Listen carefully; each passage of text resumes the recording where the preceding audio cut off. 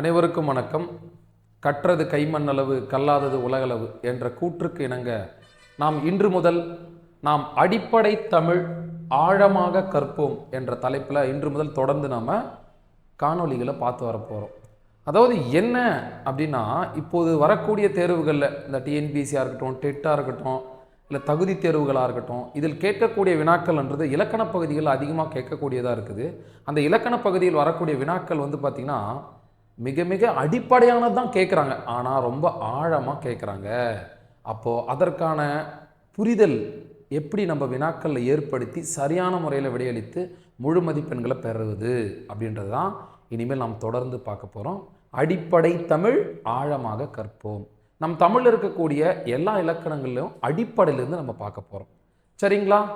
சரி, இப்போ பொதுவாக நம்ம பார்த்தீங்கன்னா நாம் மனதில் ஏதாவது ஒரு கருத்தை நினைக்கிறோம். நம்முடைய நண்பர்களும் நம்மை சுற்றி இருக்கக்கூடிய மற்றவர்களும் கருத்துக்களை நினைக்கிறாங்க. அப்படி நினைக்கும் பொழுது பழங்காலத்தில் நமக்கே தெரியும், அதை குகைகளில் ஓவியங்களாக தீட்டினாங்க, அதாவது வண்ணங்களாக தீட்டினாங்க. இதெல்லாம் நம்ம பார்த்தோம். அது காலப்போக்கில் தான் அது என்ன பேசக்கூடிய அந்த சைகைகள் மறைந்து அதுக்குன்னு ஒரு ஒலி வடிவம் கொடுத்து எழுத்துக்களை உருவாக்குனாங்க. பேசக்கூடிய அந்த ஒலி வடிவம் மாறி அது அடுத்தடுத்த தலைமுறைகள் தொடரணுன்றதுக்காக வரி வடிவத்தை கொடுக்க ஆரம்பித்தாங்க. ஸோ அந்த வரி வடிவம் தான் எழுத்து அப்படின்னு நம்ம ஆரம்பிச்சிருக்கோம். சரிங்களா? அப்போது நம்முடைய எந்த மொழியடாக இருக்கட்டும், அது ஒரு இணைப்பு கருவி அப்படின்றது எல்லாருக்குமே தெரியும். அந்த வகையில் உலகத்தின் இணைப்பு கருவியாக இருக்கக்கூடிய மொழின்றது முதன்மையானது. எந்த மொழியாக இருந்தாலும் அவர்களுக்கு என்று ஒரு தாய்மொழி, அதை இது பின்பற்றி நம்முடைய பாடங்களை நம்ம படிக்கிறது மிகவும் பயனளிக்கும் இல்லைங்களா? அந்த வகையில் நம்முடைய தாய்மொழி அப்படின்னு பார்க்கும்போது தமிழ் தான் நம்முடைய தாய்மொழியாக இருக்குது. இப்போது எந்த மொழியாக இருந்தாலும் அந்த மொழியை நம்ம பிழையில்லாமல் பேசணும், எழுதணும். அதே போல் அடுத்தடுத்த தலைமுறைக்கு எடுத்துகிட்டு போகணும். ஆமாவா? அதற்கு முக்கிய காரணமாக இருக்கிறது அந்த மொழியினுடைய இலக்கண நுட்பங்கள் தான். அப்போ ஒரு மொழியை பிழையின்றி பேசவும் எழுதவும் துணை புரிவது இலக்கணம் அப்படின்னு நமக்கு தெரியும். அந்த வகையில் நம்ம பார்க்க போகிறது இலக்கணம். இலக்கணத்தில் எந்த இலக்கணத்தை பார்க்க போனால் தமிழ் மொழியினுடைய இலக்கணத்தை தான் நம்ம என்ன பண்ண போகிறோம், பார்க்க போகிறோம். ஆனால் தமிழ் இலக்கணம் 5 வகைப்படும் அப்படின்றது நம்முடைய சிறிய வகுப்புகளிலிருந்து நம்ம படிச்சுட்டு வரோம். இப்போ தொடர்ந்து போகலாமா? பாருங்கள், அடுத்ததாக பார்த்திங்கன்னா தமிழ் இலக்கணம் 5 வகைப்படும். அதில் பார்த்திங்கன்னா எழுத்து, சொல், பொருள், யாப்பு, அணி என்ற 5 இலக்கணங்கள் நம்ம தமிழ் மொழியில் இருக்குதுன்னு நமக்கு நல்லாவே தெரியும். இதில் நான் பார்த்தீங்கன்னா இந்த பொருள் இலக்கணம் அப்படின்றத மட்டும் நான் சிவப்பு வண்ணத்தில் எழுதியிருக்கிறேன். மற்ற இலக்கணங்களிலிருந்து இது மிகவும் வேறுபட்டதான். என்ன அப்படின்னு பார்த்தீங்கன்னா, உலகில் வேறு எந்த மொழியிலும் இல்லாத ஒரு தனிச்சிறப்புடைய இலக்கணம் இந்த பொருள் இலக்கணம். என்ன அப்படின்னா, எல்லா மொழிகள்லையும் பார்த்தீங்கன்னா எழுத்துன்றது ஒன்று இருக்கும். ஆமாங்களா? கட்டாயம் இருக்கும். மொழினாவே எழுத்து கண்டிப்பாக இருக்கும். அந்த எழுத்துக்கள் சேர்ந்து பொருள் தரக்கூடிய வகையில் தான் அதுக்கு பேர் சொல் அப்படின்றது நம்ம படிச்சிருப்போம். பார்த்தீங்கன்னா யாப்பு என்பது என்ன அப்படின்னா செய்யுள். அதாவது பார்த்திங்கன்னா பாடல்களை ஏற்றும் நெறிமுறைகள் செய்யுள் வடிவில் ஏற்றப்படக்கூடிய அதற்கென்று சில விதிமுறைகள் எல்லாம் வகுத்து கூறுவது ஒரு யாப்பு. ஒரு செய்யுள் எவ்வாறு அமைய வேண்டும், வெண்பா வடிவிலா, ஆசிரியப்பா வடிவிலா, கலிப்பா வடிவிலா என்றெல்லாம் பார்க்கக்கூடியது யாப்பு என்பது கட்டுதல். இதெல்லாம் நம்ம விரிவாக பின்னாடி பார்க்க போகிறோம். இப்போ பார்த்தீங்கன்னா அணி என்பது எல்லா மொழிகளிலும் உண்டு, நம் தமிழ் மொழியில் மட்டுமில்லை. அணி என்னும் சொல்லின் பொருள் அழகு என்பது என்னவென்றால், அதாவது நாம் இங்கே இருக்கக்கூடிய ஒரு பாடப்பகுதியோ இல்லை செய்யுள் பகுதியோ எடுத்துக்கிட்டோம்னா, அந்த செய்யுள்களை சிறந்த சொற்களை போட்டு அழகுபடுத்தலாம், இல்லை அந்த சொற்கள் தரக்கூடிய பொருளை வச்சு அழகுபடுத்தலாம். அதாவது பார்த்திங்கன்னா ஒரு பாடலை சொல்லாலும் பொருளாலும் அழகுபடுத்துவது அணி அப்படின்னு நம்ம படிச்சிருக்கோம். இது எல்லா மொழிகளிலும் இருக்குது. ஆனால் இந்த பொருள் இலக்கணம் எதை பற்றி சொல்லுது அப்படின்னு பார்த்திங்கன்னா, நாம் தமிழர்கள் வாழ்கின்ற வாழ்க்கைக்கான நெறிமுறைகளை பற்றி சொல்லுது. ஒரு மனிதன் எவ்வாறு வாழ வேண்டும், அவன் வெளி உலக வாழ்க்கை எவ்வாறு அமையும், அவனுடைய அக வாழ்க்கை ஆகிய இல்லற வாழ்வு எவ்வாறு அமையும் என்பதெல்லாம் வாழ்விற்கே இலக்கணம் வகுத்த மிக பெரும் சிறப்பு நம் தமிழ் மொழியில் ஆகிய இந்த பொருள் இலக்கணத்தில் மட்டும்தான் உள்ளது. உலகில் வேறு எம்மொழியிலும் இல்லை தனிச்சிறப்புடைய இலக்கணம் நம் தமிழ் மொழி ஆகிய நம் சிறப்பு மொழியில் மட்டுமே உள்ளது. அதாவது பார்த்திங்கன்னா பொருள் இலக்கணம் அகம் புறம் என 2 வகைகளாக பிரிக்கப்படுகிறது. அகம் என்பது மனம், உள்ளம், அதாவது தலைவன் தலைவிக்குள் நிகழும் அக ஒழுக்கங்களை பற்றியும் அன்புகளை பற்றியும் இது வெளி உலகத்தாருக்கு தெரிவுபடுத்த முடியாது அவர்கள் இருவருக்குரிய அன்பு பரிமாற்றங்களை பற்றி சொல்வதால் இது அகத்திணை என்றும், புறம் என்பது வெளி உலக நிகழ்வு. அதாவது பார்த்திங்கன்னா ஒரு அரசனாக இருக்கக்கூடியவன், ஒரு மாண்புடைய தலைவனாக இருக்கக்கூடியவன், வெளி உலக வாழ்க்கையில் ஒரு சிறந்த வீரனாக இருக்கலாம், கொடைப்பண்பில் சிறந்தவனாக இருக்கலாம், கல்வியில் சிறந்தவனாக இருக்கலாம், ஒழுக்கத்திலும் சிறந்தவனாக இருக்கலாம். அதை நாம் வெளி உலகத்தாருக்கு தெரியப்படுத்தலாம். எனவே புற உலக வாழ்வை பற்றியதான் இந்த புறத்திணைகள், போர் நெறிமுறைகளை பற்றியெல்லாம் நாம் படித்திருப்போம். வெற்றி முதல் பாடான் வரை முதல திணைகளை பற்றியெல்லாம் இதில் படித்திருப்போம். ஸோ ஏதாவது புற உலக வாழ்க்கை என்பது வெளி உலகத்தாருக்கு தெரியப்படுத்தக்கூடியது, அகம் என்பது அன்பை பற்றியது என்றெல்லாம், அதாவது வாழ்க்கை அகம் புறம் என பிரித்த ஒரு பெருமை நம் தமிழர்களுக்கு மட்டுமே சேரும். இந்த 5 வகை இலக்கணங்களை பிழையில்லாமல் நாம் கற்றுக்கொண்டால் நம் தமிழ் மொழியினை நாம் செம்மையுற வளர்க்கவும் எதிர்காலத்திற்கு எடுத்துச் செல்லவும் ஒரு சிறந்த வாய்ப்பாக இருக்கும். எனவே அடிப்படை தமிழை இனி ஆழமாக கற்கலாம். முதலாவதாக இன்று நாம் எழுத்திலக்கணம் என்றால் என்ன என்பதை பற்றியும் அதன் வகைகளை பற்றியெல்லாம் ஒவ்வொரு வகுப்பாக எடுத்துச் செல்லலாம். சரிங்களா? அடுத்து பார்க்கலாம் பாருங்க. அதாவது நமக்கு தெரியும் எழுத்து என்றால் என்ன. அதாவது எழுத்து என்பது எல்லா மாணவர்களும் நான் கேட்டிருக்கேன். எழுத்து அப்படின்னு கேட்டால் என்ன தெரியுமா சொல்கிறாங்க? எழுத்து என்பது உயிரெழுத்து மெய் எழுத்து. நான் எழுத்தினுடைய வகைகளெல்லாம் கேட்கல, எழுத்து என்றால் என்ன அப்படின்னு தான் நான் கேட்குறேன். எழுத்து அப்படின்னா என்ன? அதாவது பார்த்திங்கன்னா எழுத்து அப்படின்றது என்ன அப்படின்னு பார்த்திங்கன்னா, நம்ம பேசக்கூடிய அந்த ஒலி ஓசை இருக்குது பார்த்திங்கன்னா, அந்த ஓசையினுடைய வரி வடிவம், அதாவது ஒலிக்கு கொடுக்கப்படும் அந்த வரி வடிவம் தான் என்ன? எழுத்து அப்படின்னு சொல்கிறாங்க. நம்ம பேசும்போது அணுத்திரல்களால் ஒலி வெளியே வருது இல்லைங்களா? அந்த ஒலிக்கு நாம் கொடுக்கக்கூடிய வரி வடிவங்கள் தான் என்ன? எழுத்து அப்படின்னு சொல்கிறாங்க. தமிழில் எழுத்துக்கள் பார்த்தம்போது முதலெழுத்து சார்பெழுத்து என 2 வகைகளாக பிரிக்கிறாங்க. அதாவது பார்த்திங்கன்னா முதல் எழுத்து அப்படின்னு சொல்லும்போது தமிழில் முதலில் தோன்றிய எழுத்துக்கள் அப்படின்னு சொல்லும் பொழுது, அதாவது நம்முடைய தமிழனானவன் என்ன பண்ணியிருக்கிறான்னா, இந்த ஒரு மொழியை ஒரு மொழியாக பார்க்கல, நம்ம வாழ்க்கையோட நம்ம உடலோட உயிரோட தொடர்பு படுத்தி அதனுடைய பெயர் வைக்கிறதா இருந்தாலும் சரி, அதனுடைய இலக்கண விதிகளை புகுத்துறதா இருந்தாலும் சரி, நம் நடைமுறை வாழ்க்கையோடு தொடர்புடையதாக ஒரு உணர்வோடு வச்சுருப்பாங்க. பாருங்களேன், தமிழில் முதலில் தோன்றிய எழுத்துக்களுக்கு அவன் என்ன பேர் வச்சுருக்கிறான்னா உயிரெழுத்துக்கள் அப்படின்னு பேர் வச்சுருக்கிறாங்க. அடுத்து பார்த்திங்கன்னா மெய்யெழுத்துக்கள் அப்படின்னு சொல்லிட்டு பேர் வச்சுருக்கிறாங்க. இந்த உயிர்ன்றது இந்த உலகத்தில் எங்கேயுமே தனியாக இருக்க வாய்ப்பே இல்லை இல்லைங்களா? அந்த உயிர் தனியாக இருக்காது. அந்த உயிர் சேர்றதுக்கு கட்டாயம் ஒரு உடல் வேணும் இல்லைங்களா? அந்த உடலுக்கு பேர் தான் மெய் அப்படின்னு ஒரு, மெய்னா உடல் அப்படின்னு நம்ம ஒரு பெயர் இருக்குது. மெய்னா உண்மைன்னு இருக்குது, மெய்னா உடல்னு சொல்கிறாங்க. அப்போது இந்த மெய்யெழுத்துக்கள் உயிரோடு சேர்வதற்கு ஒரு வாய்ப்பாகத்தான் அடுத்ததாக மெய்யெழுத்தை கண்டறிந்தனர். இந்த உயிரெழுத்துக்களும் மெய்யெழுத்துக்களும் சேர்ந்து அடுத்ததாக உயிர்மெய் எழுத்துக்களை உருவாக்கும் என்பதெல்லாம் நம்ம கீழ்நிலை வகுப்புகளிலே படிச்சிருப்போம். அதுக்கடுத்து இந்த முதலெழுத்துக்கள் உயிரெழுத்தும் மெய்யெழுத்தும் இவைதான் மற்ற எழுத்துக்களின் பிறப்பதற்கு ஒரு முதற் காரணமாக இருக்குது. அதனால் இவற்றுக்கு முதலெழுத்துக்கள் அப்படின்னும் பேர் வச்சுருக்காங்கன்னு சொல்கிறாங்க. அதாவது நாம் பிறப்பதற்கு நம்முடைய பெற்றோர்கள் தானே காரணம், நம்ம அப்பா அம்மா தான் நாம் பிறக்கிறதுக்கு காரணம். அந்த மாதிரி மற்ற எழுத்துக்களுக்கு அப்பா அம்மா மாதிரி எது அப்படின்னு பார்த்தீங்கன்னா இந்த உயிரெழுத்தும் மெய்யெழுத்து. அதனால் இந்த உயிரெழுத்தையும் மெய்யெழுத்தையும் எந்தெந்த எழுத்துக்களெல்லாம் சார்ந்து பிறக்குதோ அந்த எழுத்துக்களுக்கு பேர் சார்பு எழுத்துக்கள் அப்படின்னு சொல்லி பேர் வைக்கிறாங்க. இந்த சார்பு எழுத்துக்கள் 10 வகைன்னு சொல்லிட்டு நம்ம மெமரி பண்ணியிருப்போம். எல்லாமே பார்த்திங்கன்னா நம்மளுடைய மனப்பாட பகுதியில் எல்லாமே இது சார்பு எழுத்துக்கள் எத்தனை வகைப்படும் அப்படின்னா எல்லா குழந்தைங்களுமே சொல்லுவாங்க 10 வகைப்படும். உயிர்மெய், ஆயுதம், உயிரலப்படை, ஒற்றலைப்படை, குற்றியலுகரம், குற்றியலுகரம், ஐகார குறுக்கம், ஔகார குறுக்கம், மகர குறுக்கம், ஆயுத குறுக்கம் மூச்சு விடாமல் சொல்லி முடிப்போம். ஆனால் இந்த ஒவ்வொன்றத்தை பற்றியும் நம்ம என்னன்றதை விரிவாக இந்த வகுப்புகளை நம்ம பார்க்க போகிறோம். உயிர்மைன்னா என்ன, ஆயுதம்னா அதை பற்றி என்ன தெரியணும், அளபடைனா என்ன, உயிரலபடைனா, ஒற்றலபடைனா என்ன, இதை பற்றி எல்லாத்தையும் நம்ம விரிவாக என்ன பண்ண போகிறோம், பார்க்க போகிறோம். பாருங்கள், உயிர்மை, ஆயுதம், அளபடையில் உயிரலபடை இருக்குது, ஒற்றலபடை இருக்குது. குற்றியல் உகரம் அதை பற்றினா தன்னுடைய மாத்திரை அளவில் குறுகி ஒலிக்கக்கூடியது. அதனால் குறுமை கூட்டல் இயல் கூட்டல் உகரம்னு சொல்லுவாங்க. ஊன்ற எழுத்தை பற்றி தான் அதில் நம்ம படிப்போம். குற்றியல் இகரம் அப்படின்னும் போது ஈன்ற எழுத்தை பற்றி நம்ம என்ன பண்ணுவோம், படிப்போம்.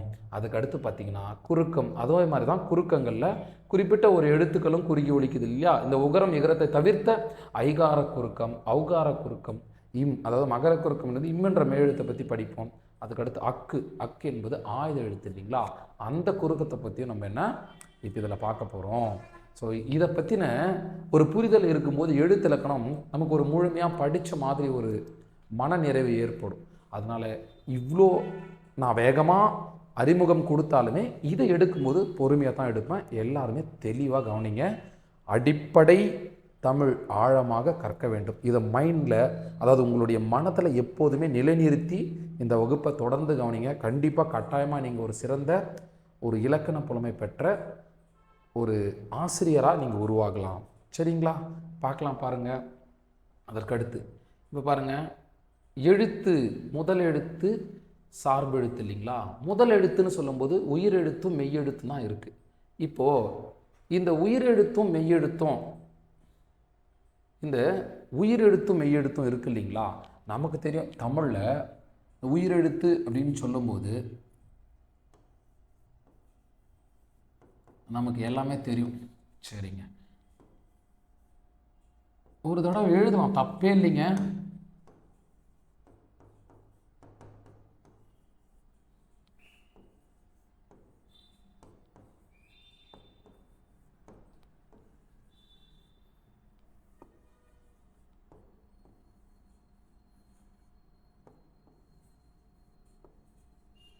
இந்த 12 உயிரெழுத்துக்கள் தான் தமிழில் இருக்குது இல்லைங்களா? இந்த 12 உயிரெழுத்துக்கள் என்ன அப்படின்னு சொல்கிறாங்கன்னா, இந்த 12 உயிரெழுத்துக்கள் முதல்ல தமிழில் உருவாச்சு. இந்த 12 உயிரெழுத்துக்களினுடைய ஓசைகளும் நமக்கு பார்த்தீங்கன்னா ஒரே மாதிரி இருக்குதா அப்படின்னு பாருங்கள். இதை வந்து ஆன்னு சொல்லணும். ஈ அப்படிதான் நம்ம சின்ன வயசில் படிச்சிருப்போம். இதை ஆன்னு படிச்சிருப்போம். இதை சொல்லும்போது ஆன்னு படிச்சிருப்போம். இதை சொல்லும்போது கரெக்டாக சொல்லணும்னா, தெளிவாக சொல்லணும்னா தான் சொல்லணும். ஈ அப்படி தான் சொல்லணும். சரிங்களா? இப்போது இந்த உயிரெழுத்துக்கள் எல்லாமே ஒரே விதமான ஓசையில் ஒலிக்கிறது இல்லை. ஆமாம் தானே? அப்போ ஒலிக்கிறது இல்லைன்னா அப்போ என்ன மாற்றங்கள் ஏற்படுதுங்க அப்படின்னு பார்த்தீங்கன்னா, அதனுடைய ஒலிக்கக்கூடிய ஓசை அளவில் வேறுபடுது அப்படின்னு சொல்கிறத விட அது ஒலிக்கக்கூடிய நேரம், அதாவது கால அளவு வேறுபடுதுங்களா? இதை சொல்லும்போது நமக்கு குறைவான நேரம் தான் தேவைப்படுது. ஆனால் இதை சொல்லும்போது நமக்கு அதிகமான நேரம் தேவைப்படுது. அப்போது இது குறைவான நேரத்தில் ஒலிக்குது. இந்த சொற்களை சொல்லும்போது, இந்த எழுத்துக்களை சொல்லும்பொழுது அதிக நேரம் தேவைப்படுது. அப்போது இந்த குறைவான நேரத்தில் ஒலிக்குது இல்லையா இந்த எழுத்துக்கள், இந்த எழுத்துக்கள் எல்லாம் என்ன சொல்கிறாங்க? குறைவான நேரத்தில் ஒலிப்பதால் அ இ உ ஏ ஓ இந்த 5 எழுத்துக்களையும் நம்ம என்னன்னு சொல்கிறோன்னா குறில் அப்படின்னு சொல்கிறோம். என்னன்னு சொல்கிறோம்? குறில். குறைவான நேரத்தில் ஒலிக்கிறதுனால. மற்ற எழுத்துக்கள்லாம் இருக்குது இல்லையா? இந்த மற்ற எழுத்துக்கள், இந்த மற்ற 7 எழுத்துக்களையும் நம்ம என்னன்னு சொல்கிறோம்? நெடில் அப்படின்னு சொல்கிறோம். சரி, ஓகே. அப்போது நிறைய பேர் இதோடவே நிறுத்திடும். குறில் நெடில் அப்படின்னாவே உயிரெழுத்தோடு நிற்கிறது இல்லை. அது உயிர் குறிலா, அதாவது உயிர்மை எழுத்துக்கள்லையும் குறில் நெடில் வரும் இல்லையா? இனிமேல் இந்த எழுத்தை பார்க்கும்போது நமக்கு அப்படின்றது எல்லாருக்கும் உலகத்துக்கே தெரியும், குழந்தைக்கே தெரியுது ஆன்னு சொல்லிட்டு. ஆனால் இந்த ஆன்ற எழுத்தை நீ பார்க்கும்போதும், இல்லை இந்த ஆன்ற எழுத்தை பார்க்கும்போதும் உன்னுடைய மனதில் நீ என்ன தெரியுமா சிந்திக்கணும்? முதல்ல இது ஆன்றது கட்டாயம் நமக்கு தெரியும், சரிங்களா? ஆனால் இது உயிரெழுத்து அப்படின்றதும் முதல்ல உன்னுடைய மனதில் நிலைநிறுத்தணும். உயிரெழுத்தில் இது தான், ஆனால் இது குறைவான நேரம் ஒலிக்கக்கூடியது. இதுக்கு குறிலுன்னு பேர் வச்சிருக்கிறாங்க. அதனால இனிமேல் நம்ம ஆன்றதை என்ன சொல்லக்கூடாது அப்படின்னு பார்த்தீங்கன்னா, குறில் அப்படின்னு சொல்லக்கூடாது. இதை சேர்த்து உயிர் குறில் அப்படின்னு சொல்லணும். ஆன்றதை நம்ம நெடில் அப்படின்னு சொல்கிறத விட உயிர் நெடில் அப்படின்னு நம்ம சொல்லணும். எனவே தமிழில் உயிர் குறில் எத்தனை? 5. உயிர் நெடில் எத்தனை? 7 அப்படின்றது நமக்கு கட்டாயம் தெரியும். இதுக்கு முன்னாடி குறில் எத்தனை, நெடில் எத்தனைலாம் கிடையாது. இனிமேல் குறிலுனாவே அது உயிர் குறிலா, உயிர் நெடிலா, இப்படி தான் உன்னுடைய பேச்சில் இருக்கணும். நம்ம எந்த அளவுக்கு பழகிறோமோ அந்த அளவுக்கு தான் தமிழ் நமக்கு உறுதியாக வரும். நம்ம பேச பேச தான் கட்டாயம் தமிழ் நமக்கு கூட வரும். அதை நல்லா புரிஞ்சுக்கோங்க. யாரோ முன்னாடி நம்ம பேசும்போது நம்ம இகழ்கிறாங்க, நம்மளை ஒரு மாதிரி பார்க்குறாங்கன்னா கட்டாயம் தமிழ் வராது. நம்ம பேச்சில் மட்டும் தமிழர்கள் அப்படின்னு சொல்லிட்டு இருந்தால் கட்டாயம் எந்த வித பயனுமே இல்லை. உன் தாய்க்கும் உன் தாய் நாட்டுக்கும் நீ செய்யக்கூடிய அந்த உதவியின் நன்மையை விட உன்னுடைய தாய்மொழிக்கு நீ செய்யக்கூடியதான் மிகப்பெரிய ஒரு என்ன சொல்ற தொண்டுன்னு சொல்லுவாங்க. ஏன் தெரியுங்களா? நீங்கள் என்னென்னவோ மனசில் நினைப்பீங்க, என்னென்னவோ சாதிக்கணும்னு நினைப்பீங்க, எல்லா கருத்துக்களையும் மற்றவர்கள்கிட்ட சொல்லணும்னு நினைப்பீங்க, அவங்க எல்லாமே உங்ககிட்ட சொல்லணும்னு நினைப்பாங்க. அப்படி இருக்கும்போது அவர்களின் கருத்துக்களுக்கும் உங்களின் கருத்துக்களுக்கும் மதிப்பு கொடுத்து நான் இருக்கிறேன் என்னை பயன்படுத்தி கொள்ளுங்கள் என்று முன் வந்து நமக்கு உதவி செய்த அந்த நம்ம தாய்மொழியை நம்ம எப்படி மறந்துட முடியும்? நம்முடைய கருத்துக்களுக்கு தடை ஏற்படாதவாறு நமக்கு தங்கு தடையின்றி பேச முதல்ல நாவை அசைத்து பேச உதவிய நம்முடைய தாய்மொழியை மறக்கலாமா? வையமீன்ற தொன்மக்கள் உலத்தினை கையினால் உரைக்காலம் இருந்திட பையன் நாவை அசைத்த பைந்தமிழ் ஐயை தாழ்த்தலை கொண்டு பணிகுவாம் அப்படின்னு சொல்லிட்டு பாடியிருப்பாங்க. என்ன அப்படின்னு அர்த்தம்னா, இந்த வையமீன்ற தொன்மக்கள் பழமையான மக்கள் குலத்தினை முதல்ல கையினால் உரைக்காலம், அதாவது சைகைகள் மூலியமாக மக்கள் வந்து தன்னுடைய கருத்துக்களை வெளிப்படுத்திய காலம் இருந்திடனா மெல்ல மெல்ல விலகிட பையன் ஆவாய சேர்த்தனா பையனா மெதுவாக பேச ஆரம்பித்த, அதாவது தொடங்கிய பையன் ஆவாய சேர்த்த பைந்தமிழ். அந்த பைந்தமிழ் தான் எங்களுக்கு உதவிச்சு முதல்ல எங்கள் நாவாய சேர்த்து பேசுவதற்கு. அத்தகைய தாய் தமிழை ஐயை தாடலை கொண்டு பணிகுவாம். தாடலை அப்படின்னா தாள் கூட்டல் தலை அப்படின்னு பிரிப்பாங்க. தாளை தலையால் அப்படின்னு அர்த்தம். தாள்னா என்ன? பாதம். தமிழ்த்தாயின் பாதங்களை எங்கள் தலையால் ஏற்றி வணங்கி பணிகிறோம் அப்படின்னு சொல்லிட்டு பாடியிருப்பாங்க. அதாவது ஒரு மொழிக்கு நம்ம கொடுக்கக்கூடிய இந்த மரியாதைன்றது அதுதான். சரிங்களா? சரி, ஒரு மொழியை பிழையில்லாமல் நம்ம கற்றுக்கினாவே போதும். அதுதான் நம்ம தாய்மொழிக்கு செய்யக்கூடிய தொண்டு. சரிங்களா? சரி, இப்போது உயிரெழுத்துக்களில் 2 வகைகள் பார்த்தோம். ஒன்று உயிர்குறில், மற்றொன்று உயிர் நெடில் அப்படின்றத நம்ம என்ன பார்த்தோம். இப்போ பார்த்தீங்கன்னா குறில் எழுத்துக்களை தவிர்த்து அடுத்து வேற என்ன எழுத்துக்கள், உயிர் எழுத்துக்களை தவிர்த்து வேற என்ன எழுத்துக்கள் இருக்குன்னா மெய் எழுத்துக்கள். இந்த மெய் எழுத்துக்களுக்கு ஏதாவது வகை இருக்குதுன்னா கண்டிப்பாக நமக்கு தெரியும். வன்மை என்று சொல்லக்கூடிய வல்லின வகைகள் இருக்குது. இந்த வல்லினங்கள் இதுக்கு பேர் வந்து எல்லாருமே வந்து நம்முடைய தமிழில் இருக்கக்கூடிய அந்த சொல்ல சரியான ஒலிப்பு முறையை பயன்படுத்தி, உச்சரிப்பு என்பது தமிழ் சொல் கிடையாது. நீங்கள் ஒலிப்பு முறை அப்படிலாம் பழுக்குதல் அப்படின்னு ஒரு தமிழ் சொல்ல பயன்படுத்திக்கும். அப்போ தமிழில் இந்த சொற்களை ஒலிக்கும் போது நம்ம எப்படி சொல்கிறோன்னா கசட தபர காஷா அதெல்லாம் தமிழில் கிடையாது. தமிழில் இருக்கக்கூடியது என்னென்னா இது கச்சட தப்பற அப்படின்னு தான் இதை சொல்லணும். சரிங்களா? கசட தப்பரெல்லாம் சொல்லக்கூடாது, கச்சட தப்பற அப்படின்னு சொல்லணும். இதுக்கு பேர் வன்மை வல்லின எழுத்துக்கள் அப்படின்னு சொல்கிறாங்க. அதுக்கடுத்து தமிழில் மெல்லின எழுத்துக்கள் இருக்குது. அதுக்கடுத்து தமிழில் என்ன இருக்குது? மெல்லின எழுத்துக்கள் இருக்குது. மெல்லின எழுத்துக்கள் என்னென்ன?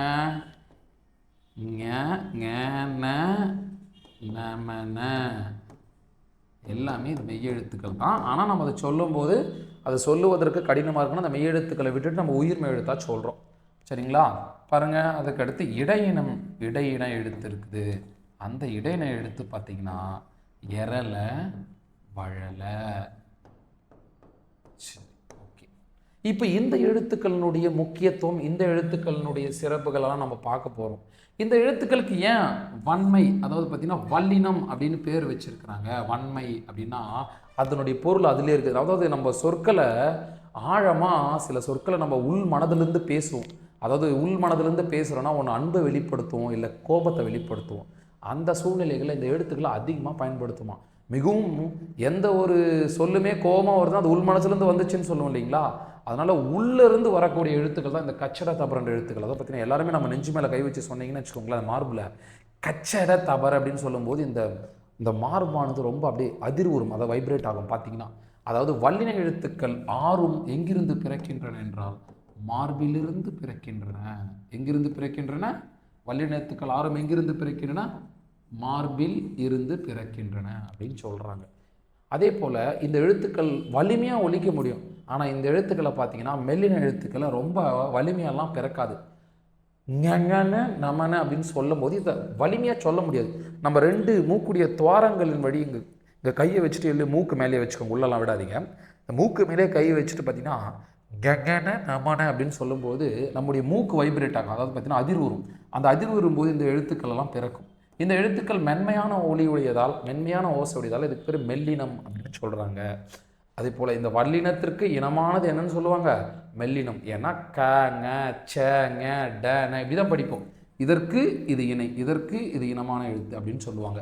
ஆனால் இந்த இடையின எழுத்துக்கள் எதற்கும் இனமானது கிடையாது. தமிழில் இடையின எழுத்துக்களுக்கு இணை எழுத்துக்கள் கிடையாது. வல்லின எழுத்துக்கு மெல்லின எழுத்துக்கள் இணை எழுத்துக்கள் அப்படின்னு சொல்லுவாங்க. அதே போல் இந்த இடையின எழுத்துக்கள் எங்கிருந்து பிறக்குது அப்படின்னு சொல்லி பார்த்தீங்கன்னா இந்த இடையின எழுத்துக்கள் அதிகமான ஓசையும் இருக்காது, குறைவான ஓசையும் இருக்காது, இடைப்பட்ட ஓசையில் இருக்கும். அதாவது பார்த்தீங்கன்னா எரல வழல. அதாவது பார்த்தீங்கன்னா இங்கே நம்ம கழுத்தில் கை வச்சு சொன்னால் தெரியும், எரல வழல அப்படின்னு சொல்லுவாங்க. எரழ வழல அப்படின்னு சொல்லிட்டு நம்ம கழுத்தில் பிறக்கும்னு சொல்லுவாங்க இந்த எழுத்துக்கள். இதுக்கு இடையினோன்னு பேர் வைக்கிறதுக்கு இன்னொரு காரணத்தையும் சொல்கிறாங்க. அதாவது மார்பிற்கும் மூக்கிற்கும் இடைப்பட்ட பகுதியில் பிறக்கிறதுனால இதுக்கு பேர் என்னன்னு சொல்கிறாங்க, இடையினம் அப்படின்னு சொல்கிறாங்க. நம்ம இது ஒரு எளிமையான இலக்கணம் தான், இது எல்லாருக்குமே தெரிஞ்சிருக்கும். அதில் என்ன நம்ம நுட்பமானதெல்லாம் கற்றுக்காமல் விட்டுட்டு இருக்கோன்றதை மட்டுமே பாருங்களேன். இது கண்டிப்பாக எல்லாருக்கும் தெரிஞ்ச இலக்கணம் தான். ஆனால் கட்டாயம் உங்களுக்கு தெரியாத 1-2 நான் கண்டிப்பாக சொல்லுவேன். தெரிஞ்சிருந்தால் மிக மிக ரொம்ப மகிழ்ச்சியானது. சரிங்களா? சரி, கவனிங்க. இப்போ பாருங்கள், இந்த வல்லின எழுத்துக்கள் 6 மார்பிலிருந்து பிறக்கின்றன, மெல்லின எழுத்துக்கள் 6 மூக்கிலிருந்து பிறக்கின்றன, இடையின எழுத்துக்கள் 6 கழுத்திலிருந்து பிறக்கின்றன அப்படின்றது நமக்கு தெரியும். இடையின எழுத்து கழுத்து அப்படின்னு நமக்கு தெரியும் இல்லைங்களா? ஓகே. அதே போல் தான் இந்த உயிரெழுத்துக்களுமே பார்த்திங்கன்னா கழுத்துலேருந்து தான் பிறக்கும் அப்படின்னு சொல்லிட்டு நம்ம எழுத்து பிறக்கும் முறைகளில் அடுத்த வகுப்புகளில் பார்க்கும்போது விரிவாக பார்க்கலாம். சரிங்களா? இது மெய்யெழுத்துக்கள். ஓகேங்களா? இப்போ பாருங்களேன், இப்போ உயிரெழுத்துக்கள் பார்த்துட்டோம். உயிரெழுத்துக்கள் எதன் அடிப்படையில் பிரிக்கிறாங்க? ஒலிக்கும் கால அளவின் அடிப்படையில். இதை எப்படி வல்லினம் மெல்லினம் இடையினம்னு சொல்லிட்டு மெய்யெழுத்துக்களை பிரிக்கிறாங்க? நமக்கு தெரியும் உயிரெழுத்துக்கள் பார்த்தீங்கன்னா இயல்பாக கை சொடுக்கும் நேரம் ஒரு மாத்திரை அளவு நமக்கு தெரியும். உயிரெழுத்துக்களுடைய குறில் எழுத்துக்களுடைய மாத்திரை அளவு 1, நெடில் எழுத்துக்களுக்கு 2, மெய்யெழுத்துக்கள் ஒரு மாத்திரையை விட குறைவான நேரத்துக்கு அப்படின்னு சொல்லும்போது ஒலிக்கும். அதனால் அதுக்கு அரை மாத்திரைன்னு சொல்லுவாங்க இல்லைங்களா? அந்த மெய்யெழுத்துக்களுக்கு எல்லாத்துக்குமே அரை மாத்திரை தான். ஆனாலும் மாத்திரைகளினுடைய அளவை வச்சு இதற்கு பேர் வைக்கல அவங்க. இந்த எழுத்துக்கள் ஒலிக்கும் தன்மையின் அடிப்படையில் பேர் வைக்கிறாங்க. வலிமையான ஓசையை கொடுப்பதால் வல்லினம் என்றும், மென்மையான ஓசையை கொடுப்பதால் இதற்கு மெல்லினம் என்றும், இடைப்பட்ட ஓசையை தருவதால் இதற்கு இடையினம்னு பேர் வைக்கிறாங்க. அதாவது பார்த்தீங்கன்னா வல்லின எழுத்துக்கு வேற மாத்திரையோ, மெல்லின எழுத்துக்கு வேற மாத்திரையோ, இடையின எழுத்துக்கு வேற மாத்திரையோ கிடையாது. அதாவது வல்லினத்துக்கும் அரை மாத்திரை தான், மெல்லினத்துக்கும் அரை மாத்திரை தான், இடையினத்துக்கும் அரை மாத்திரை தான். இந்த எழுத்துக்கள் எல்லாம் ஒலிக்கக்கூடிய கால அளவு ஒன்றுதான். ஆனால் அந்த ஒலிக்கக்கூடிய தன்மை என்பது வேறுபட்டதாக உள்ளது. அந்த ஒலிக்கக்கூடிய தன்மையின் அடிப்படையில், அந்த ஓசையின் அடிப்படையில் தான் வன்மை, மென்மை, இடைமை என்ற பெயர்களால் இதற்கு வைத்துள்ளனர். எனவே தமிழில் உயிரெழுத்துக்கள் குறில் நெடில் என வகைப்படுத்தப்படுகின்றன ஓசையின் அடிப்படையில், அதாவது ஒலிக்கும் கால அளவின் அடிப்படையில். மெய்யெழுத்துக்கள் வன்மை, மென்மை, இடைமை என ஒலிக்கும் தன்மையின் அடிப்படையில் வகைப்படுத்தப்படுகின்றன. இப்போ உயிரெழுத்துக்கள் மெய்யெழுத்துக்கள் முதன்மையானதுன்னு நம்ம பார்த்துட்டோம். இந்த 30 எழுத்துக்களை வச்சு மற்ற எழுத்துக்கள் எப்படி பிறக்குது அப்படின்றத ஒரு சின்ன ஒரு வகையால் நம்ம பார்க்கலாம். நமக்கு எல்லாருக்கும் தெரியும் உயிரெழுத்துக்கள் எத்தனை 12, மெய்யெழுத்துக்கள் எத்தனை 18 நமக்கு எல்லாருமே சொல்லிவிடுவோம். ஆனால் பார்த்தீங்கன்னா திடீர்னு கேட்குறாங்க உயிர்மை குறில் எத்தனை அப்படின்னு கேட்குறாங்க. சில நேரங்களில் நம்ம எல்லோரும் 247, 216 என்னென்னவோ சொல்லுவோம். அதே போதில் இன்னும் ஆழமாலாம் போய் பார்க்கலாம். சரிங்களா? எழுத்துக்களுடைய வகைகள் தொகைகள்ன்றது ரொம்ப ரொம்ப ஒரு முக்கியமானதாக இருக்குது. ஒரு சாதாரண எளிமையான ஒரு செயல் தான். இதை நம்ம குழந்தைங்கக்கிட்ட அழகாக சொல்லி கொடுக்கும்போது அந்த இலக்கணன்றது நம்ம அழகாக ஒரு இனிப்பு விட்டுற மாதிரி இருக்கும். சரிங்களா? பார்க்கலாமா? இப்போ நான் என்ன பண்ண போகிறேன் பாருங்களேன். இதில் நான் ஒரே ஒரு மெய் எழுத்தை மட்டும் எடுத்துக்கிறேன். பார்த்தீங்களா? இப்போ நான் ஒரே ஒரு மெய் எழுத்தை மட்டும் எடுத்துக்க போகிறேன். இப்போ பாருங்கள், நாங்கள் இக் அப்படின்ற ஒரு மெய் எழுத்து எடுத்துக்க போகிறோம். நமக்கு தெரியும் இல்லையா என்னென்ன குறில் எழுத்துக்கள் இருக்குதுன்னு நீங்கள் சொல்லுங்கள் பார்க்கலாம். அ, இ, உ, ஏ, உ, இந்த 5 குறில் எழுத்துக்கள் இருக்குது. இப்போ நான் என்ன பண்ண போகிறேன் தெரியுங்களா? நான் இந்த இக்கு அப்படின்ற ஒரு எழுத்து கூட நான் ஒரே ஒரு உயிரெழுத்தை சேர்க்க போகிறேன். உங்களுக்கு நல்லா தெரியும் இந்த இக்கு கூட நான் உயிரெழுத்தை சேர்க்க போகிறேன் தான். ஆனால் இங்கே சேர்க்கக்கூடிய எழுத்து இதுக்கு பேர் ஆன்னு சொல்லாதீங்க. இதுக்கு பேர் என்ன வந்துடணும்? உன்னுடைய மனதில் நிலைநிறுத்த சொல்லியிருக்கிறேன்ல, இது ஆ அப்படின்றத விட உயிர்குறில் அப்படின்னு ஞாபகத்துக்கு வரணும். ஒரு மெய்யெழுத்தை எடுத்து நான் ஒரு உயிர்குறிலுடன் சேர்க்கிறேன், எனக்கு கிடைக்கக்கூடியது ஒரு உயிர்மெய் எழுத்து தான். இக்கு கூட்டல க எனக்கு கிடைச்சிருச்சு. ஆனால் இந்த கா வெறும் உயிர்மை அப்படின்னு சொல்லிட்டு என்னால் பார்க்க முடியல. இது குறில், உயிர்குறில், இது மெய், மொத்தமாக சேர்த்து ஒரு அழகான பேர் வைக்கலாமா? இது உயிர்குறில், இது இதனுடன் ஒரு மெய் சேர்கிறது. அப்போ இதுக்கு பேர் வெறும் குறிலுன்னு சொல்லாமல் இதுக்கு பேர் என்ன நம்ம சொல்லலாம்? உயிர்மெய் குறில் அப்படின்னு சொல்லலாமா? அப்போ பாருங்க, இப்போ இதுக்கு பேர் உயிர்மெய் குறில் நான் சொல்லிட்டேன். இப்போ நான் வெறும் ஒரே ஒரு மெய்யெழுத்தை மட்டும்தான் எடுத்திருக்கிறேன். அது கூட நான் ஒரே ஒரு உயிரெழுத்தை சேர்க்கும் போது எனக்கு ஒரு உயிர்மெய் குறில் கிடைக்குது. நான் இப்போ அதே இக்குன்ற மெய்யெழுத்தை எடுத்துக்கிறேன். அடுத்து நான் இதை கூட சேர்க்குறேன், இது கூடயும் சேர்க்குறேன், இது கூடயும் சேர்க்குறேன். இப்போ பாருங்க, நான் ஒரு மெய்யெழுத்தை எடுத்துட்டு இந்த 5 உயிர் குறில் கூட சேர்க்கும் பொழுது எனக்கு எத்தனை உயிர்மை குறில் கிடைக்கும்? 5 உயிர்மை குறில் கிடைக்குங்களா? நல்லா பாருங்க, எத்தனை கிடைக்கும்? 5 உயிர்மை குறில் கிடைக்கும். நான் எடுத்திருக்கிறது ஒரே ஒரு மெய்யெழுத்தை மட்டும்தான். 5 உயிர்மை குறில் கிடைக்கும் எனக்கு. இக்கு கூட்டல க, இக்கு கூட்டல் கி, இக்கு கூட்டல் கு, கே, கோ அப்படின்னு 5 கிடைக்குங்களா எனக்கு? இப்போ நான் இது ஒன்றுத்தை மட்டும்தான் எடுத்தேனா, இப்போ இதே மாதிரி நான் அடுத்து இச் அப்படின்ற எழுத்தை எடுக்கிறேங்க. அப்போ எனக்கு இன்னொரு இது 5 சேர்க்கும் போது எனக்கு இன்னொரு 5 கிடைக்குமா? கிடைக்கும். அப்போ அடுத்து இட்டு எடுக்கும்போது ஒரு 5 கிடைக்குமா? இந்த மாதிரி எத்தனை 5 கிடைக்கும் தெரியுமா? எத்தனை மெய்யெழுத்து இருக்குதோ அத்தனை 5 எனக்கு கிடைக்கும். அப்போ மொத்தமாக 18 மெய்யெழுத்து இருக்குதா? எல்லாத்துக்கூடயும் 5 கிடைக்கும் எனக்கு. இதை நம்ம சுருக்கமாக வாய்ப்பாடு மூலமா சொல்லுவோம், 90 கிடைக்கும். இந்த 90 எழுத்துக்களும் உயிர்மெய் எழுத்துக்கள் அப்படின்னு சொல்கிறத விட எல்லாமே குறில் எழுத்துக்கள் மெய் கூட சேருது. அப்போது உயிர்மெய் குறில் எப்படி பிறக்குதுன்றது உங்களுக்கு தெளிவாக புரிஞ்சிருச்சா? இப்போ ஒவ்வொரு மெய்யெழுத்தையும் எடுத்து 5 உயிர்மெய் குறிலுடன் சேர்க்கும்போது 5 உயிர்மெய் குறில், அதாவது ஒவ்வொரு மெய்யெழுத்தை எடுத்து 5 உயிர்குறிலுடன் சேர்க்கும்போது 5 உயிர்மெய் குறில் கிடைக்கும்.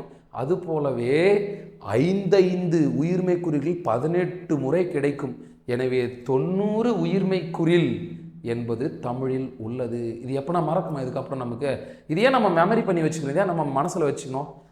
5 குறில்ப்பா, இது 18 மெய்யெழுத்து இருக்குதுப்பா, 5 சேரும்போது 90 உயிர்மெய் குறில் கிடைக்குதுப்பா அப்படின்னு சொல்லிட்டு அழகாக என்ன பண்ணிட்டு போயிடலாம், எளிமையாக மனதில் நிலைநிறுத்திட்டு போகலாம். மனநத்தை விட நிலைநிறுத்துறது ரொம்ப ரொம்ப முக்கியம் அப்படின்னு சொல்கிறாங்க. அடுத்து நான் சொல்லவே போகிறதில்ல, உனக்கு தெரியும் இல்லையா, நெடில் எத்தனை இருக்குது தமிழில்? உயிர் நெடில் 7 இருக்குது. அவ்வளோதான். இதே வகையில் தான் நம்ம பண்ண போகிறோம். 18 எழுத்துக்களும் மையெழுத்துக்களும் 7 நெடில் எழுத்துக்களுடன் தனித்தனியே சேருமா? அப்போ நமக்கு எத்தனை கிடைக்கும்? 126 உயிர்மெய் நெடில் எழுத்துக்கள் கிடைக்கும். ஆமாவா? பாருங்க, அவ்வளோதான். ஒன்று தெரிஞ்சால் போதும், கட்டாயம் இது எளிமையாக புரிஞ்சிடும். எப்போ இது ரெண்டுத்தையும் பொதுவாக நம்ம என்னன்னு சொல்லுவோம்? மொத்தமாக 216 எழுத்துக்களை நம்ம என்னன்னு சொல்லுவோம்? இந்த 216 எழுத்துக்களையும் உயிர்மெய் எழுத்துக்கள் அப்படின்னு சொல்லுவோம். அதில் தனித்தனியாக பிரித்து கேட்கும்போது உயிர்மெய் குறில் 90, உயிர்மெய் நெடில் 126 அப்படின்னு சொல்லிட்டு நமக்கு தெரியணும். ஆமாவா? நம்ம இன்னும் கொஞ்சம் ஆழமாக போகலாமா? பாருங்கள், இப்போ நான் கேட்குறதுக்கு நீங்கள் மனசில் யோசிச்சு பாருங்களேன். பாருங்கள், தமிழில் உள்ள வல்லின உயிர்மெய் குறில் எத்தனை அப்படின்னு நான் கேட்குறேன் உங்களை. வல்லின உயிர்மெய் குறில், அவ்வளோதான். மனசுக்கு டைரெக்டாக அங்கே போயிடுங்க. வல்லினா எத்தனை எழுத்துக்குது? 6 எழுத்து இருக்குது. 6மே குறில் கூட சேரப்போகுது. இருக்கிறது 5 குறில். 6 பெருக்கல் 5 அப்போ எத்தனை? இப்போ 30 கிடைக்குமா? இது 30 கிடைக்குமா? இது வல்லின மெல்லின உயிர்மெய் குறில், இது இடையின உயிர்மெய் குறில். 30 கிடைக்குமா? அப்போ பாருங்க, இந்த 90க்கான 90 எப்படியெல்லாம் பிரிக்கலாம்? வல்லின உயிர்மெய் குறில், மெல்லின உயிர்மெய் குறில், இடையின உயிர்மெய் குறில். 30 30 30ன்னு பிரிச்சுட்டு போயிடலாமா எளிமையா? அவ்வளோதான், அழகாக பார்த்துட்டு போயிடலாம் பாரு.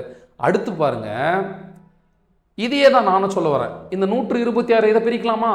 பாருங்க, வல்லின உயிர்மெய் நெடில், நெடில் 7 இருக்கா?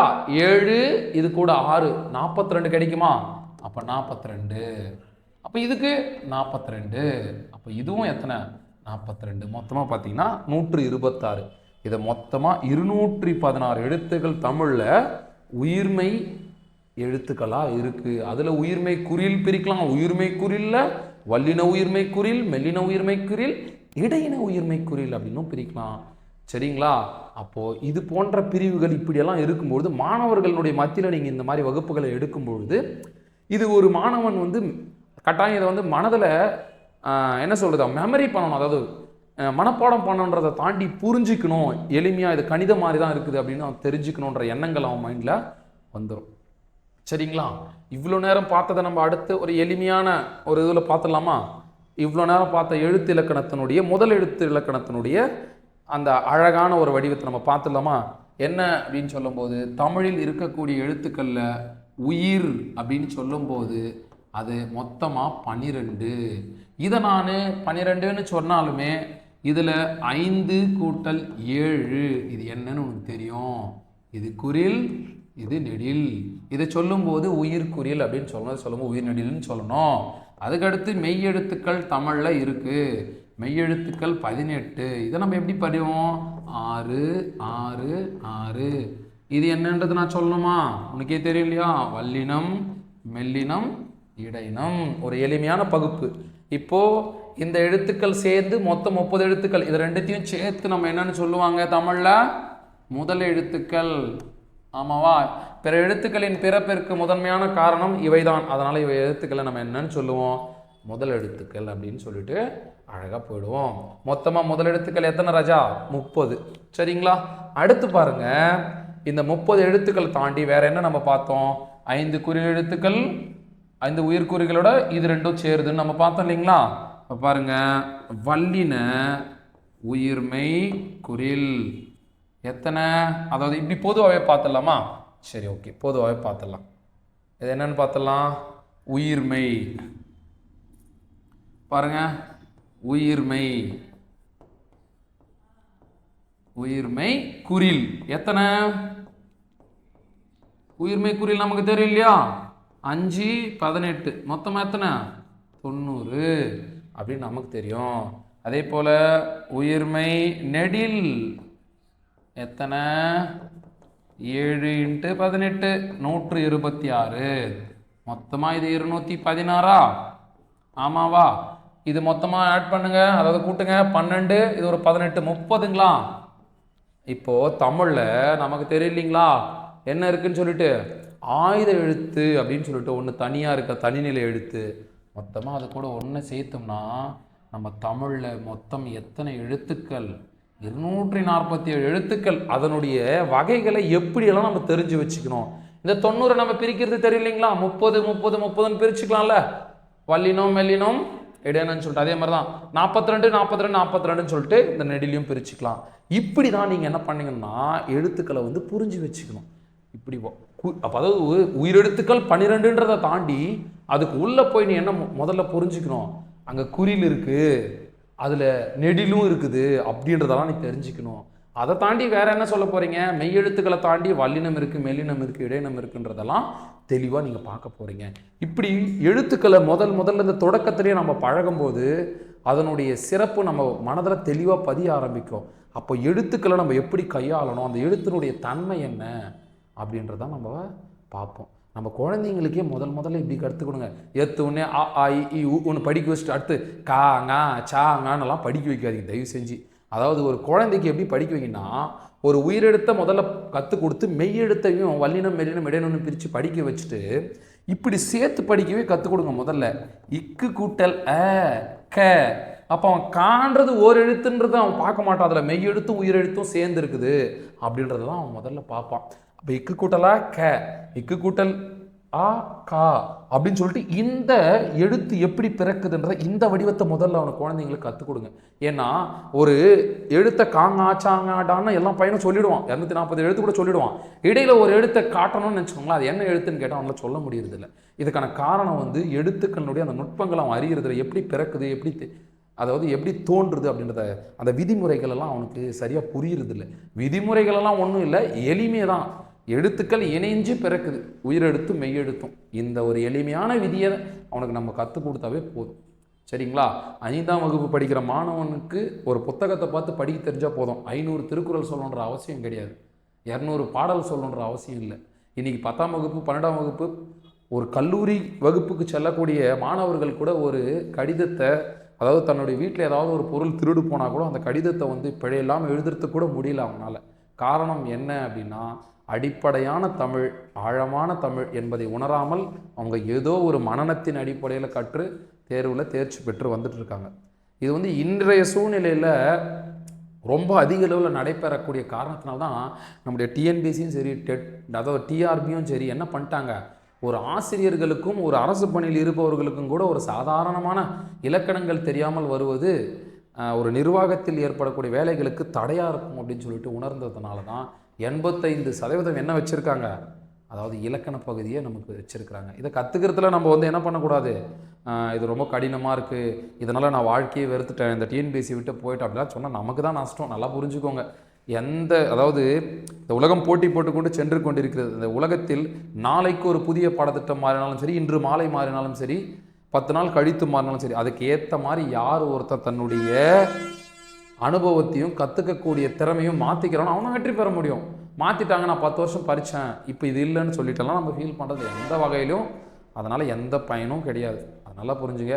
பாருங்கள், நானுமே தூய்மையாக 90% தூய்மையாக தமிழில் பேசணும்னு நினைக்கிறேன். ஆனால் சில சூழ்நிலைகளில் ஏதோ 1-2 வடமொழி சொற்களோ ஆங்கில சொற்களோ அங்கங்கே வந்துடுது.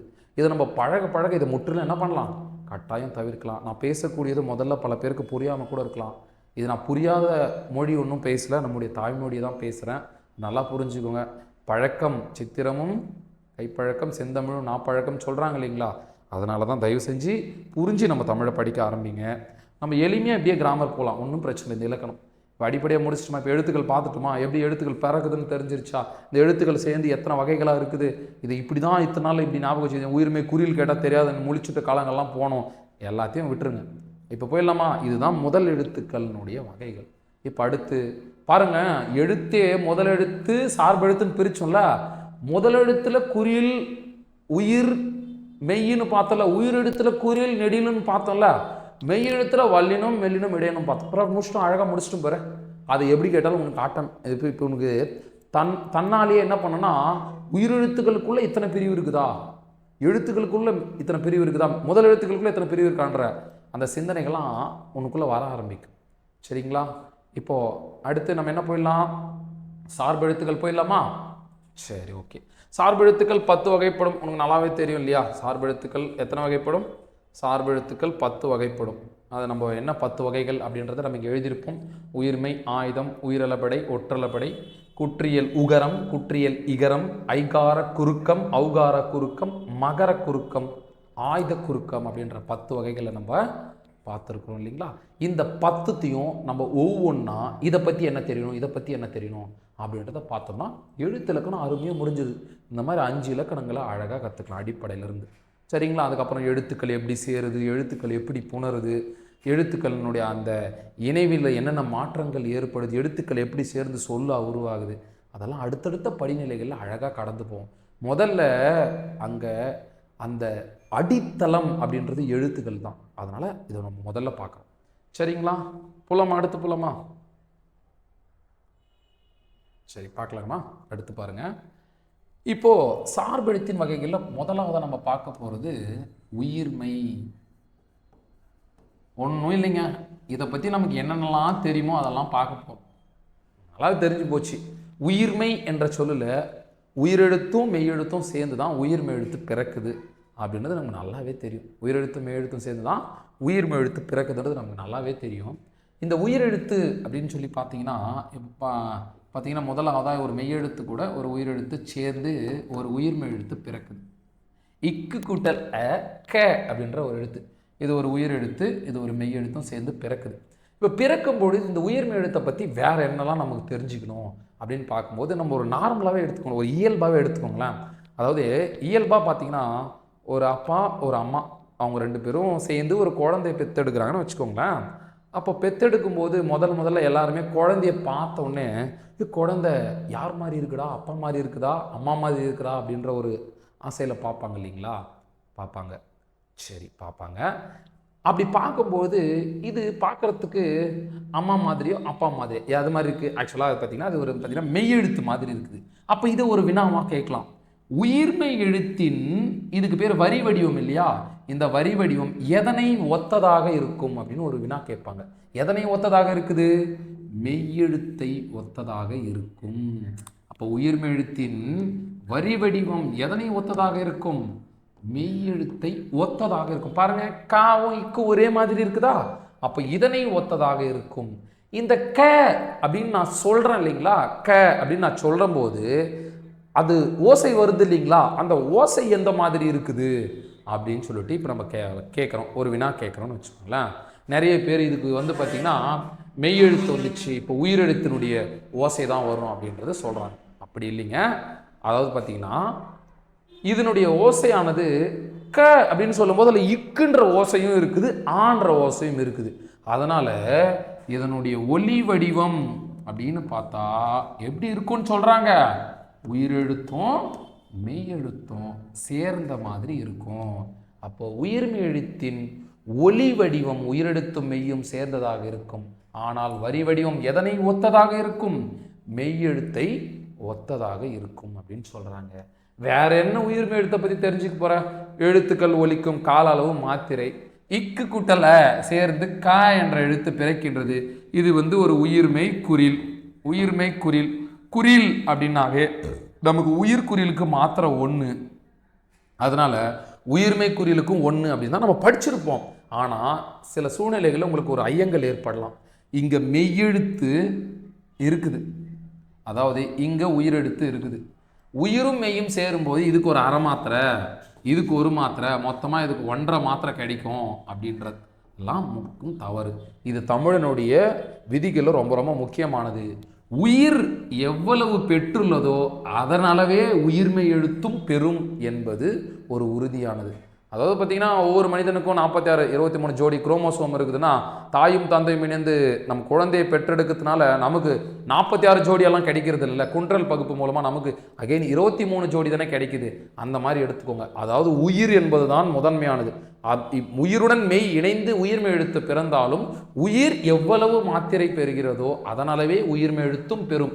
எனவே இங்கு உயிரெழுத்து குறில் எழுத்தாக இருந்தால் உயிர்மெய் எழுத்தும் ஒரு மாத்திரை பெறும். உயிரெழுத்து நெடிலாக இருந்தால், அதாவது ஆ என்ற எழுத்து சேரும்போது கா கிடைக்குமா? அப்போ இங்க ஆன்ற எழுத்துக்கு நெடிலுக்கு 2 மாத்திரைன்னா அப்ப கான்ற எழுத்துக்கும் 2 மாத்திரை. உயிர் பெறும் அளவே உயிர்மெய் எழுத்தும் மாத்திரை அளவு பெறும். அவ்வளவுதான், முடிஞ்சிச்சா? பாருங்க, வேற என்ன உயிர்மெய் எழுத்தை பத்தி நமக்கு என்ன தெரிய போகுது? உயிர்மெய் எழுத்து பார்க்கறதுக்கு மெய் எழுத்து மாதிரி இருக்குதுப்பா.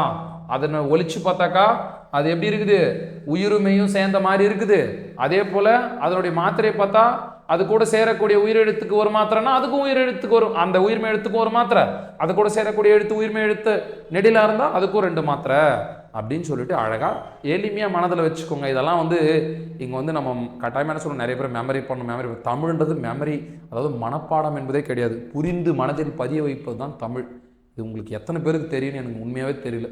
தமிழ் மிக மிக ஒரு நுட்பமான ஒரு மொழி. அதனுடைய இலக்கணமெல்லாம் பார்க்கலாம், நம்ம தொடர்ந்து பார்க்க தானே போகிறோம். அவ்வளோதான், உயிர்மெய் எழுத்தை பற்றி முடிஞ்சதுங்களா? அடுத்து போலாமா? பாருங்க, அடுத்து பார்க்க போகிறது நம்ம ஆயுதம். ஆயுதம் இது ஒரு தனி எழுத்து இல்லைங்களா? ஆயுத எழுத்து. அதாவது நம்ம பள்ளி வகுப்புகளில் நிறைய பேர் நம்முடைய அந்த தொடக்கநிலை வகுப்புகள் எல்லாருமே அ ஆ இ ஈ உ ஊ ஏ ஏ ஐ. ஐ நெடில் தான், அதுவே பாதி பேருக்கு தெரியாது. ஐ குறில்னு நினச்சிட்டு இருக்கவங்களாம் கூட இருக்கிறாங்க. ஐ ஓ ஓ ஔ அதோட நிறுத்துறது இல்லை, அக்கு அப்படின்னு சேர்த்து சொல்லிடுது.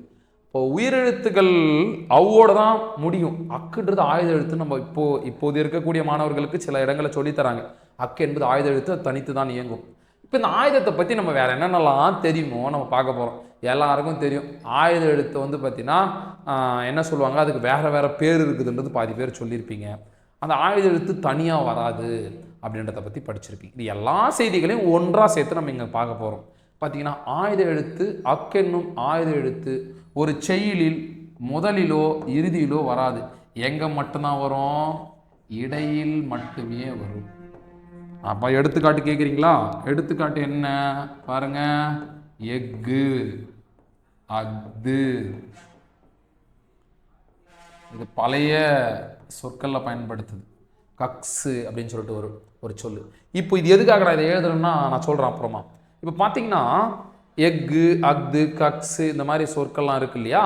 இந்த சொற்கள் எல்லாம் இடையில பார்த்தீங்கன்னா ஆயுத எழுத்து வந்திருக்கு. ஏன்னா ஆயுத எழுத்து தனித்துங்கிறது இல்லை. அப்போ தனித்துங்கிறதுனா இடையில வரும். இடையில வருதுன்றது அந்த ஒரு முக்கியமான அந்த ஒரு கொள்கையோடு நிறுத்திட முடியாது. அதுக்கு முன்னாடி என்னென்ன செய்திகள் நம்ம பார்க்கணும். வருதுப்பா, வர்றதுக்கு முன்னாடி என்ன எழுத்துக்களை வச்சு வரும், முடியும் போது என்ன எழுத்துக்களை கொண்டு முடியுன்றதெல்லாம் ஒரு விதியாக கொடுத்துருக்குறாங்க. அதாவது தனக்கு முன் ஒரு குறிலையும் எப்போதும் ஆயுத எழுத்து வந்துச்சுன்னா ஒரு செய்யுள்ள தனக்கு முன்னாடி கட்டாயம் குறில் எழுத்தை பெற்று தான் இருக்கும். தனக்கு முன் ஒரு குறில். ஆமாவா? நீ நினைக்கலாம் இதை நீங்கள் ஒரு ஸ்டேட்மெண்ட் கிரியேட் பண்ணுறக்கூடாது. ஒரு கூற்று உயிரெழுத்து குறியில தான் அப்படின்னு கிடையாது. இது பாருங்க, அதுக்கு தான் இங்கே உயிர்மை எழுத்து எழுதியிருக்கிறேன். சரிங்களா? உயிர்மை எழுத்தா இருந்தாலும் சரி, உயிரெழுத்தா இருந்தாலும் ஆக மொத்தத்தில் அது குறியில். தனக்கு முன் ஒரு குறியிலையும் பாருங்க, தனக்கு முன்னாடி 3 இடத்துலையுமே குறியில் இருக்கா? அப்போ தனக்கு முன், அப்போ பின் என்னடி இருக்குது? தனக்கு பின் என்ன வச்சிருக்கோம் அப்படின்னா கட்டாயம் வல்லின உயிர்மை எழுத்தையும் பெற்று தான் வரும். அப்போ இது கட்டாயம் வல்லின உயிர்மை எழுத்தை பெற்று தான் வரும்னு சொல்கிறாங்க. இதில் பிரித்து பார்த்தீங்கன்னா நமக்கு தெரியும். இக்கு கூட்டல் ஊ, ஊ வன் தொடர் கூட்டல் உகரன்ற மாதிரி இக்கு கூட்டல் ஊ, அதை பார்த்தீங்கன்னா இத்து கூட்டல் ஊ, உகரம் வல்லினத்தோடு சேர்ந்து தான்.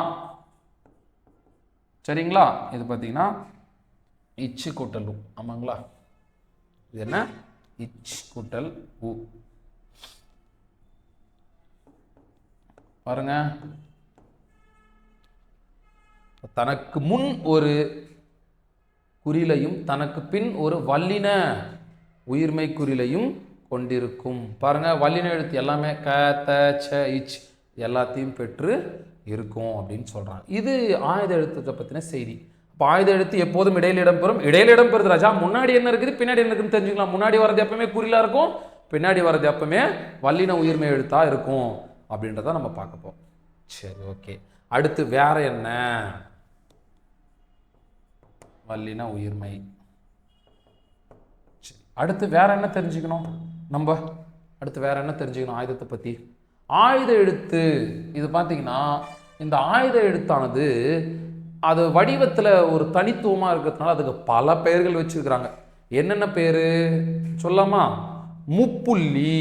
என்னென்ன பேர் வச்சுங்க பார்க்கறதுக்கே பாருங்க, 3 டாட் 3 புள்ளி மாதிரி இருக்க முப்புள்ளி. அதையே முப்பார் புள்ளி என்னன்னு சொல்றாங்க? முப்பார் புள்ளி. இது தனித்து இயங்குறதுனால இதுக்கு பேர் தனிநிலை கிடையாது. இது தனித்துவமான வடிவத்தில் இருக்கிறதுனால இதுக்கு பேர் என்ன? தனிநிலை அப்படின்னு பேர்றாங்க. இதுக்கு பேர் தனிநிலை. சில நேரங்களில் செயல்களில் ஆயுத எழுத்தை நம்ம என்னன்னு சொல்லி யூஸ் பண்ணுவோம்?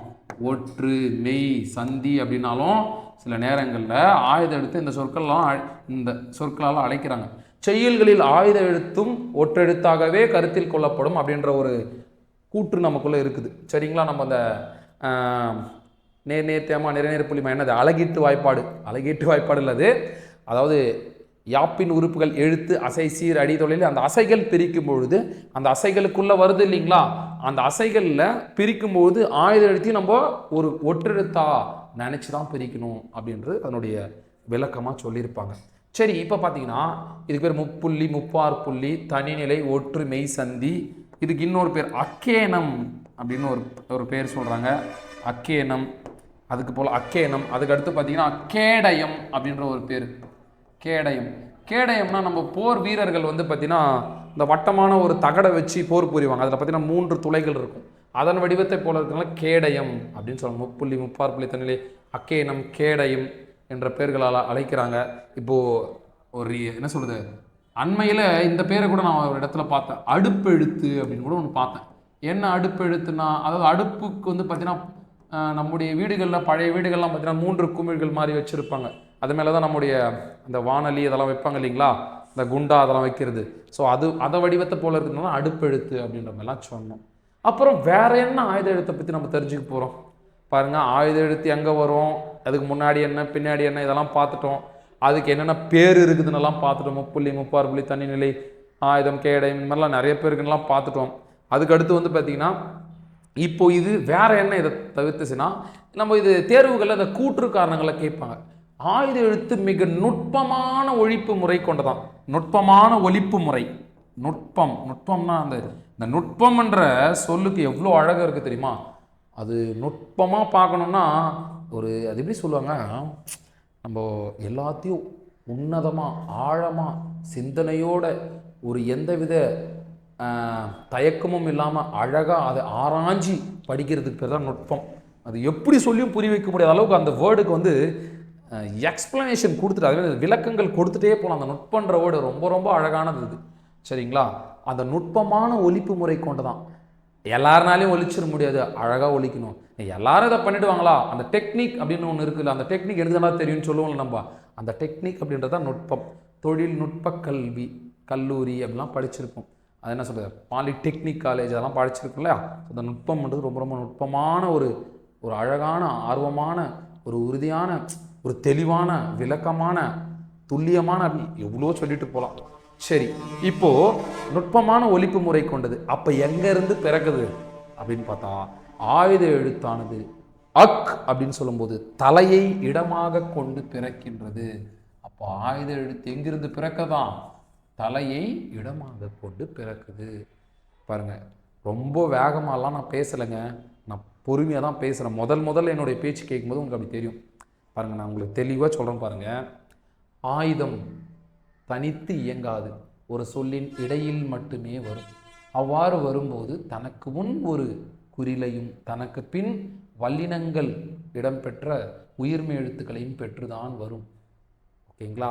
அதற்கடுத்து ஆயுத எழுத்துக்கு முப்புள்ளி, முப்பாற்புள்ளி, தனிநிலை, ஒற்று, ஆயுதம், அக்கேனம் என பல கேடயம் என பல பெயர்களால் அழைக்கப்படுகின்றது. இந்த ஆயுத எழுத்தானது மிகவும் நுட்பமான ஒலிப்பு முறையை கொண்டது. இந்த ஆயுத எழுத்தானது தலையிலிருந்து பிறக்கிறது. இவ்வளோதான் ஆயுத எழுத்தை பற்றி. ஆயுத எழுத்தின் மாத்திரை அளவு அரை. அவ்வளோதான், இவ்வளோதான். பாருங்கள், சார்பெழுத்தின் 10 வகைகளில் உயிர்மையை பற்றி பார்த்துட்டோம். அடுத்து என்ன பார்த்துட்டோம்? ஆயுதத்தை பற்றி பார்த்துட்டோம். ஆமாவா? உயிர்மை, இது என்ன பார்த்தோம்? ஆயுதம் பார்த்து முடிச்சிட்டோம். ஓகேங்களா? அடுத்து பார்க்கலாமா? ஆயுதம். அடுத்து உயிரலபடை, ஒற்றலபடை இல்லையா? முதல்ல அளபடை அப்படின்னா என்னன்றதை பார்க்கலாம்.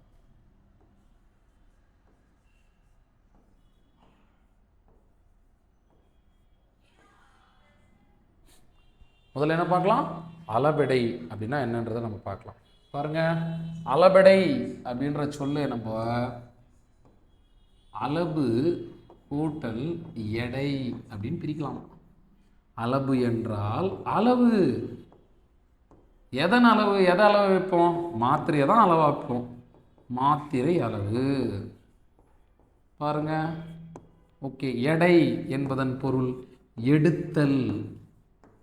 எடுத்தல் அப்படின்னா இதை நம்ம எப்படி சொல்லலாம் பாருங்க, நீண்டு அல்லது நீட்டி ஒலித்தல். அது நீண்டு ஒலிக்க போகிறதில்ல, நாம் தான் நீட்டி ஒலிக்க போகிறோம். அதனால் இப்படி எழுதிக்கலாம். சரிங்களா? இதை பார்க்கும்போதே உனக்கு அளபெடையை பற்றின ஒரு தெளிவான விளக்கம் கிடைச்சிடும் உங்களுக்கு நல்லாவே. அளபெடைன்ற சொல்ல தமிழை பொறுத்தவரை முதல்ல அந்த சொல்லு எதுக்காக பேர் வச்சுருக்காங்க காரணத்தோடு தான் வச்சுருப்பாங்க. அதனால் அந்த அளவு எடை அப்படின்னு பிரித்து பார்த்தீங்கன்னா அதனுடைய பொருள் ஆழமாக நமக்கு தெரியும். அளவுன்னா எதனுடைய அளவை பற்றி பேச போகிறோம்? மாத்திரை அளவு. எடைன்னா எடுத்தல். இயல்பான மாத்திரை அளவுன்னு ஒன்று இருக்கும். அந்த இயல்பான அளவுலேருந்து என்ன பண்ண போகிறோம்? நீண்டு ஒலிக்குதுன்றாங்க. அது நீண்டு ஒலிக்கல, நாம் தான் என்ன பண்ண போகிறோம்? நீட்டி ஒலிக்க போகிறோம். எடை என்றால் எடுத்தல் அப்படின்னு சொல்லிட்டு நம்ம சொல்லுவோம். சரிங்களா? எடுத்தல் அளவை ஆகுப்பெயர் அப்படின்னா எடையை பற்றி தான் நம்ம பேசுகிறோம். அதுதான் காரணத்தோடு பேர் வச்சுருப்பாங்க. சரி, இப்போ பாருங்களேன். இப்போது இந்த அளபெடைன்றது ஒரு சின்ன ஒரு கதை மாதிரி. இது நானாக க்ரியேட் பண்ணதாக கூட இருக்கலாம், இல்லை யாருன்னா சொன்னதாக கூட இருக்கலாம். ஒரு சின்னதாக உங்களுக்கு ஒரு புரிதல் ஏற்படுறதுக்காக இப்போ என்ன பண்ணுறாங்களான்னா, புலவர்கள்லாம் பாடல்கள் ஏற்றிட்டு போகிறாங்க. ஏற்றிட்டு போகும்போது ஒவ்வொரு எழுத்துக்கும் இவ்வளோ மாத்திரைகள் அப்படின்றது இயல்பான அளவில் இருக்குது. இந்த மாத்திரையில் இந்த சொற்களை ஒழிக்கும் போது தான் இந்த பாடல் இனிமையாக இருக்கும் அப்படின்னு சொல்லிட்டு போயிட்டே இருக்கிறாங்கன்னு வச்சுக்கோங்களேன். சில இடங்களில் குறில், நெடில் இப்படிலாம் வந்துகிட்டே இருக்குது. திடீர்னு சில இடங்களில் நெடில் எழுத்துக்கள் பார்க்கும்பொழுது என்ன ஆகுதான் அப்படின்னா, நெடில் எழுத்துக்கள் 2 மாத்திரை இல்லைங்களா?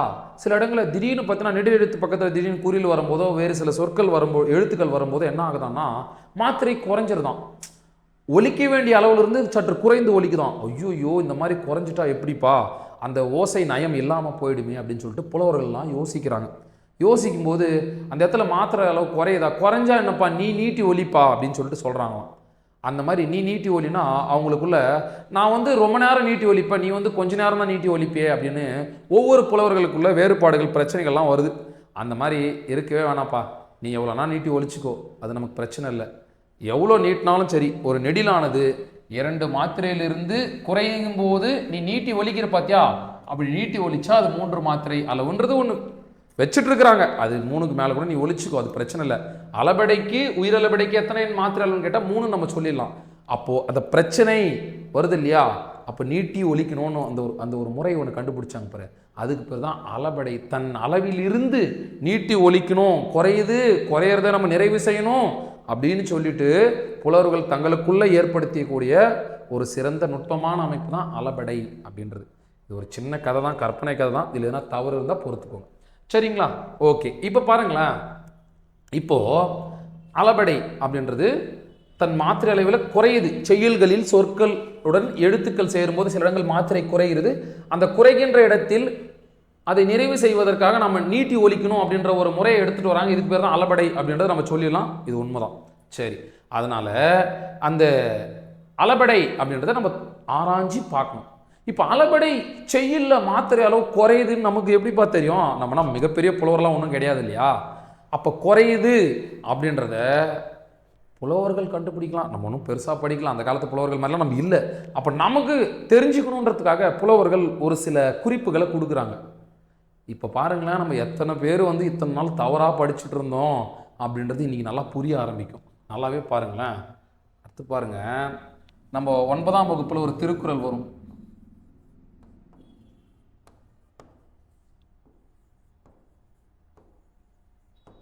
இப்படி தொடங்கும் அந்த திருக்குறள். அப்புறம் இதெல்லாம் படிச்சிருப்பீங்க என்னன்னு சொல்லிட்டு, அளபெடைக்கான எடுத்துக்காட்டுகளாக நம்ம படிச்சிருப்போம்.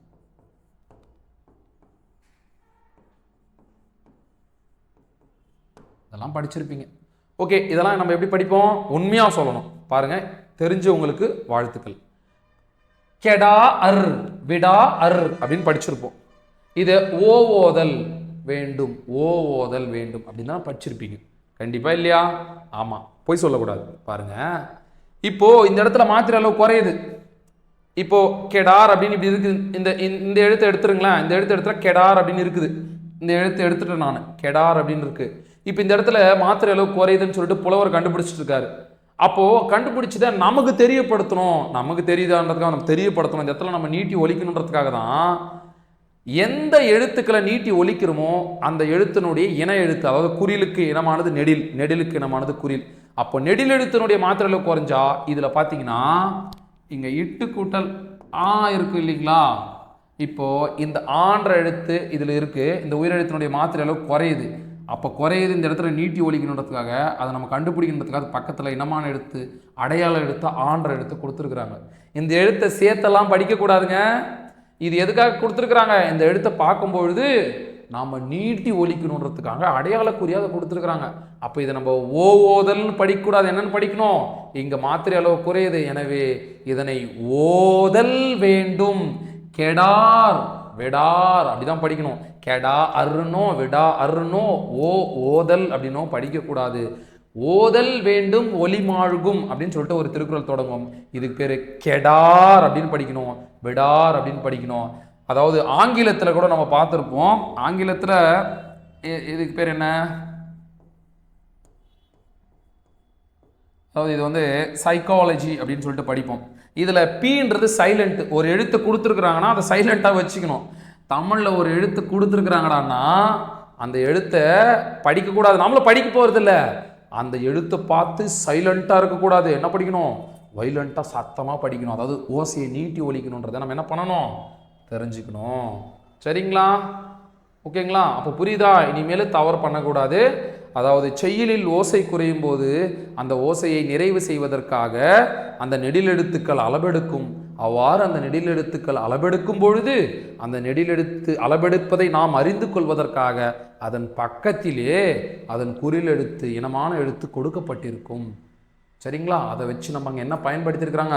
அளபடை நிகழ்ந்திருக்குது அப்படின்னு சொல்லிட்டு நம்ம என்ன பண்ணலாம்? கண்டுபிடிச்சிடலாம். இதுதான். எல்லாத்தையும் ஒரு தவறோட படிக்கிறத தாண்டி அதை காரணத்தோடு சிந்திக்க ஆரம்பிச்சிங்கன்னு வச்சுக்கோங்களேன், தவறெல்லாம் உனக்கு தெரிய ஆரம்பிக்கும். அந்த தவறுக்கான விடையை தேட ஆரம்பிப்பீங்க. அந்த விடையை தேட ஆரம்பிக்கும் போது தவறுகள் உன்னிடம் குறையும் பொழுது உன்னிடம் நிறைகள் அதிகமாக இருக்கும். ஆமாவா? ஒருத்தங்கிட்ட 100 தப்பு இருக்குது, அவன் டெய்லியும், அதாவது நாள்தோறும் ஒரு தவறை குறைத்து கொண்டே வருகிறான். அவனிடம் கட்டாயம் நிறைகள் பெருகி கொண்டே போகும். குறைகள் உன்னிடம் கலைந்தால் நிறைகள் பெருகும். இது ஒரு இயல்பானது தானே. அந்த மாதிரி நம்ம தெரிஞ்சுக்கிறது தான் ரொம்ப ரொம்ப முக்கியம். தெரியாமல், இது எனக்குமே பள்ளி வகுப்பில் முழுமையாக தெரிஞ்சிருப்போம்னா தெரியாது. அடுத்தடுத்து நம்முடைய தாய்மொழின்ற ஒரு உணர்வு இருந்தால் போதும், கட்டாயம் கற்றுக்கலாம். சரிங்களா? அப்போ பாருங்க, இனிமேல் இது என்னன்னு படிக்கக்கூடாது? ஓதல் படிக்கக்கூடாது. பேர் என்ன? ஓதல் வேண்டும் அப்படின்னா படிக்கணும். சரிங்களா? ஓகே, அடுத்து போலாமா?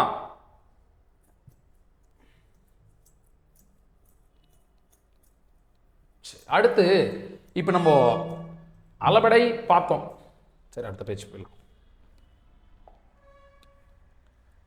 அளபடை பார்த்தோம். அளபடையினுடைய வகைகள் பார்க்க போகிறோம். அளபடை அப்படின்னா வகைகள் பார்க்க போகிறோம்.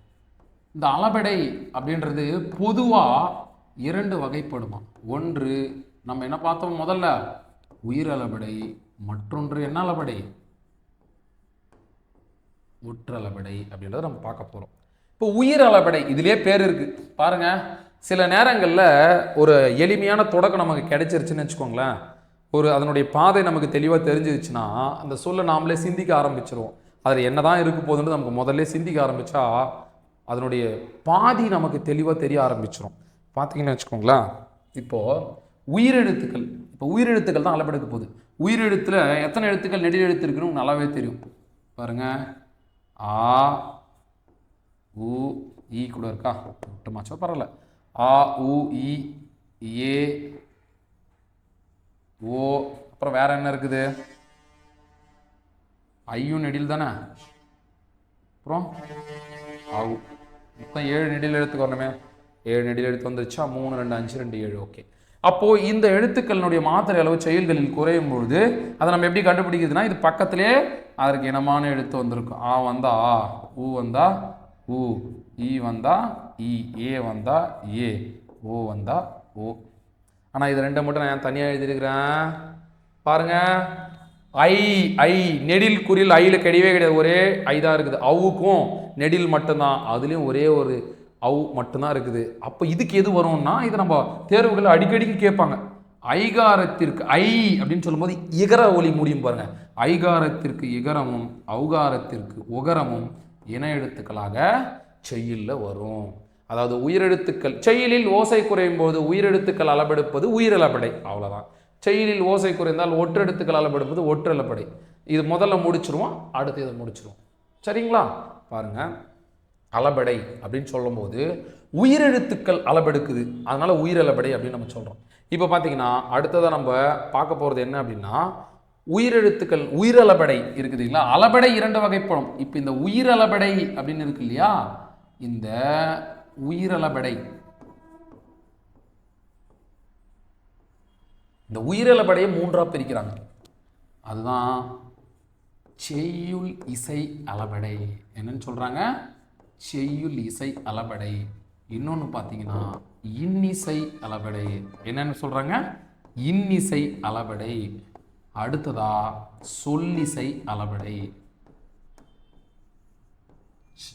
இந்த 3 வகைகள் இருக்கு.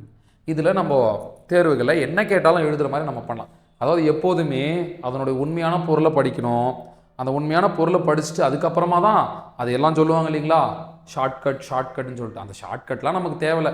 அதனுடைய பொருள் உண்மையாக ஆராய்ஞ்சிட்டோம்னா அந்த ஷார்ட்கட்லாம் எல்லா நேரங்கள்லாம் கை கொடுக்காது நமக்கு. இதில் முடிஞ்சு அதில் முடிஞ்சு அதெல்லாம் அப்புறம் இதனுடைய பொருள் என்ன அப்படின்றத முதல்ல உண்மையாக தெரிஞ்சுக்கணும். பாருங்கள், உயிர் அளபடை அப்படின்னு சொல்லும்போது செய்யுளிசை அளபடை அப்படின்றது உயிரளபடையினுடைய 3 வகைகள். முதல்ல பாருங்க, உயிரளபடைனா இது எல்லாத்துக்கும் பொதுவானதான். எந்த எழுத்துக்கள் அளபெடுக்க போகுது, உயிரளபடையில் நெடில் எழுத்துக்கள் 7 அளபெடுக்க போகுது. அதை பற்றி இதுக்கு ஜென்ரலான பொதுவான ஒரு வரையறை அதான். உயிரெழுத்துக்கள் அளபெடுப்பது உயிரளபடை. அந்த உயிரளபடையின் 3 வகைகள் தான் இது. சரி, செய்யுளிசை அளபடை, இதுக்கான ஒரு கூற்று என்ன சொல்றாங்கன்னா, செய்யுளில் ஓசை குறையும் போது.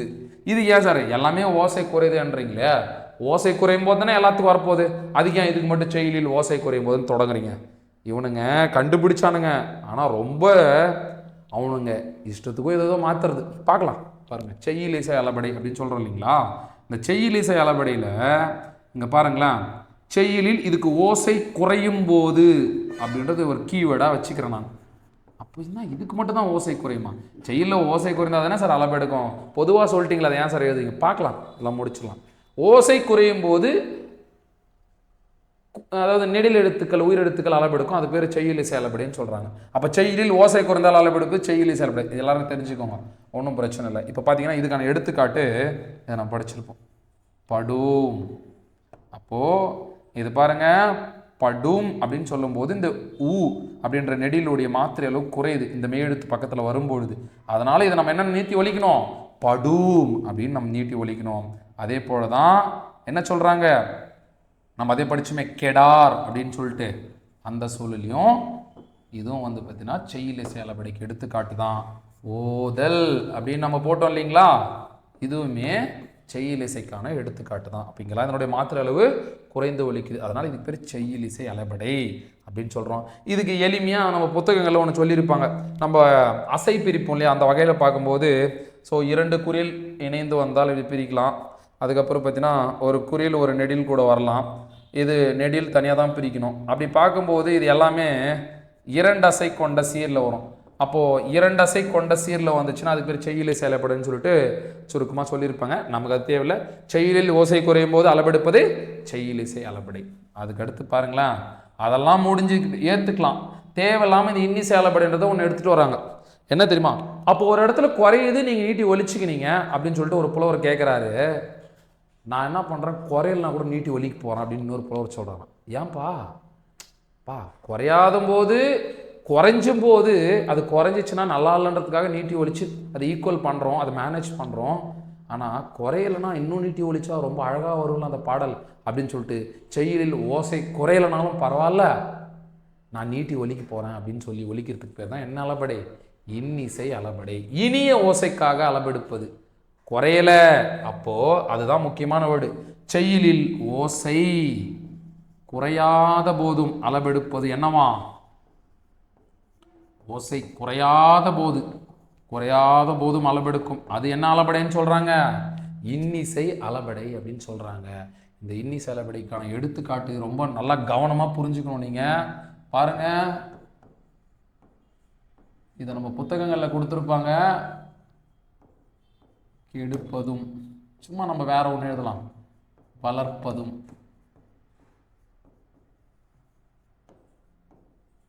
கவனிங்களா, ரொம்ப முக்கியமானது.